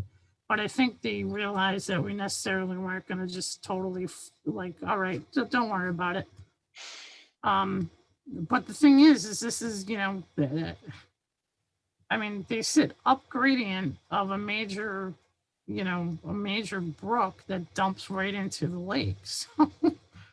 I'd be really interested to find out what potential environmental, you know, if any, what kind of environmental upset have we possibly had? But I mean, I think that they should. I mean, I feel like I'm so annoyed. I'm so mad about this situation that I feel like they should be fined through us as the local authority. Maybe we could go around them and just ask the EPA person, whoever it is monitoring this, to provide the data to us. And Then we still have to understand what to do with it. yeah, I mean, EPA probably tell us to take a hike, but you know, No, they would Hmm. probably provide the data because it's a free set of eyes on the ground. Yeah, it is. It is very true. yeah, so maybe we just ignore our neighbors and ask the EPA to give it to us instead. Well, we're gonna be setting, it's gonna be a thing now. Once a year, we meet with them. And they have to show us all the reports, so. Well, I mean, that's what they did the last time. I mean, we went there and I mean, they had donuts and coffee and the books were wide open to where they wanted them to be about how they've done all these, you know, I mean, Okay. Their paperwork is on par, but, you know, did we really sit there and dig into it? We really weren't there to dig into their paperwork and their books. Like a regular, we weren't auditing them. We were there to discuss what they were actually fined for. Right.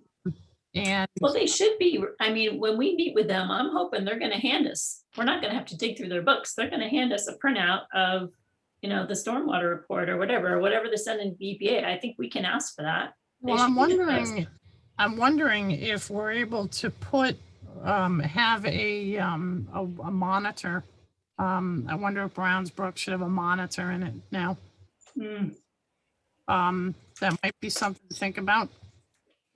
Exactly. I mean, I'm not in the, you know, I'm not necessarily a field person. Brandon would probably be, or Glenn would be the person to ask where something like that would best be suited.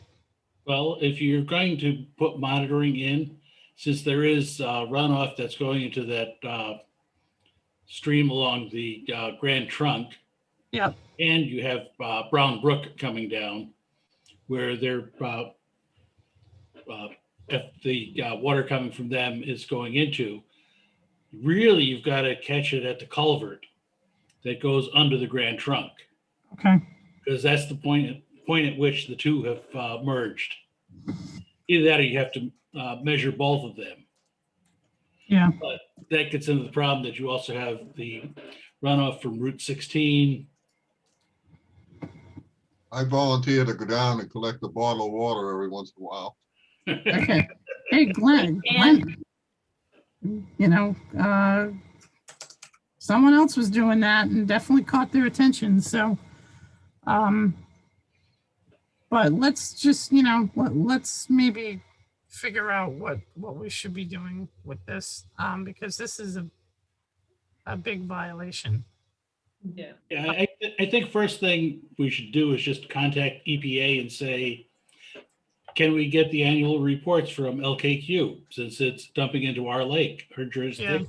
It'd be public information.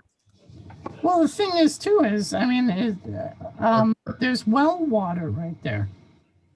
Yeah. And someone's actually just now upgrading their septic and everything right across the street. So, you know, we were just talking about Route 16, that brick house on the hill there, Mary. Yeah. I think all those guys there are all on well water. So, you know, I mean, I'm curious to know what they're going to do for them. Because, I mean, stormwater just doesn't stay on the surface. Well, yeah, but most of the wells in that area, at least up around the solar farm, they're all going down about 400 feet, which means that they have to get under a layer of rock. Yeah. So the odds of it actually becoming contaminated are pretty low because they're basically going down far enough that they're pulling from the same stratus as the town is. Yeah. Yeah. But we can. Would be interesting though to figure out what the impact is on the lake. Because Brown's book, correct. Well, yeah, the impact of the lake is actually right from the surface water. Right. Actually, WLA does water testing on an annual basis, which is up on their website. But do they look at all of the, where the water's coming in on natural sources like that? I'm not entirely sure. I'm not involved in it. Yeah. I'm wondering if there were ever any fish kills right near there. You know, if there's any data on fish kills found in that general area, right? The fish kills, I'm thinking, is most likely oxygen depletion. And, you know, if you don't have a major phosphorus dump going in, it would be unlikely to be involved in that. Well, and it's also unlikely that there's enough oil or antifreeze that's going to do a major fish kill. Yeah, but they could also take any silts or anything that's exiting there too, and test the silts to see if there's how many suspended solids and stuff are in it. Hey guys, I need to step away, but before I go, yes, Mary, I tried to get back to you a couple of times today and nobody answered. So if you have some time later this week when I can stop in and we can talk, just send me an email when you're available and I'll manage to get there. And meantime, have a good day, folks. Yeah, we're gonna adjourn. Can I get a motion for adjournment, actually? I will make my customary motion. Ah, there we go. All right, a second. So we're all going, Dan. All right, good night. You didn't escape early. Bye. Oh, by the way, before you guys go, yes, I'm going to forward a thing about a webinar on Wednesday about stormwater plan for various towns. Okay, yeah, I did see that. Is that by DEP? Yes. Yeah, I can't. I'd attend it, but I have my conference going on. So if somebody attends it, that would be a great thing. Yeah, it's something that I think we should get involved in because it allows for Chapter 319 grants. Yeah. So we're not looking like just the cops. We're actually going out and saying, hey, Absolutely. Yeah, no, definitely. There's a lot of great grants right now that are out there. Especially in a time right now where people are starting to pull the purse strings closed. So. Yeah, because it also includes things like building rain gardens. Oh, nice. That. Okay. So very good. Put it in your mail in the morning. All right. It's on Wednesday. Great. Unfortunately, I can't attend it because I'm on the road. Ah. All right. There are others. Attend it. All right. Good night, everyone. Good night. Bye. Thank you. Bye-bye. Bye.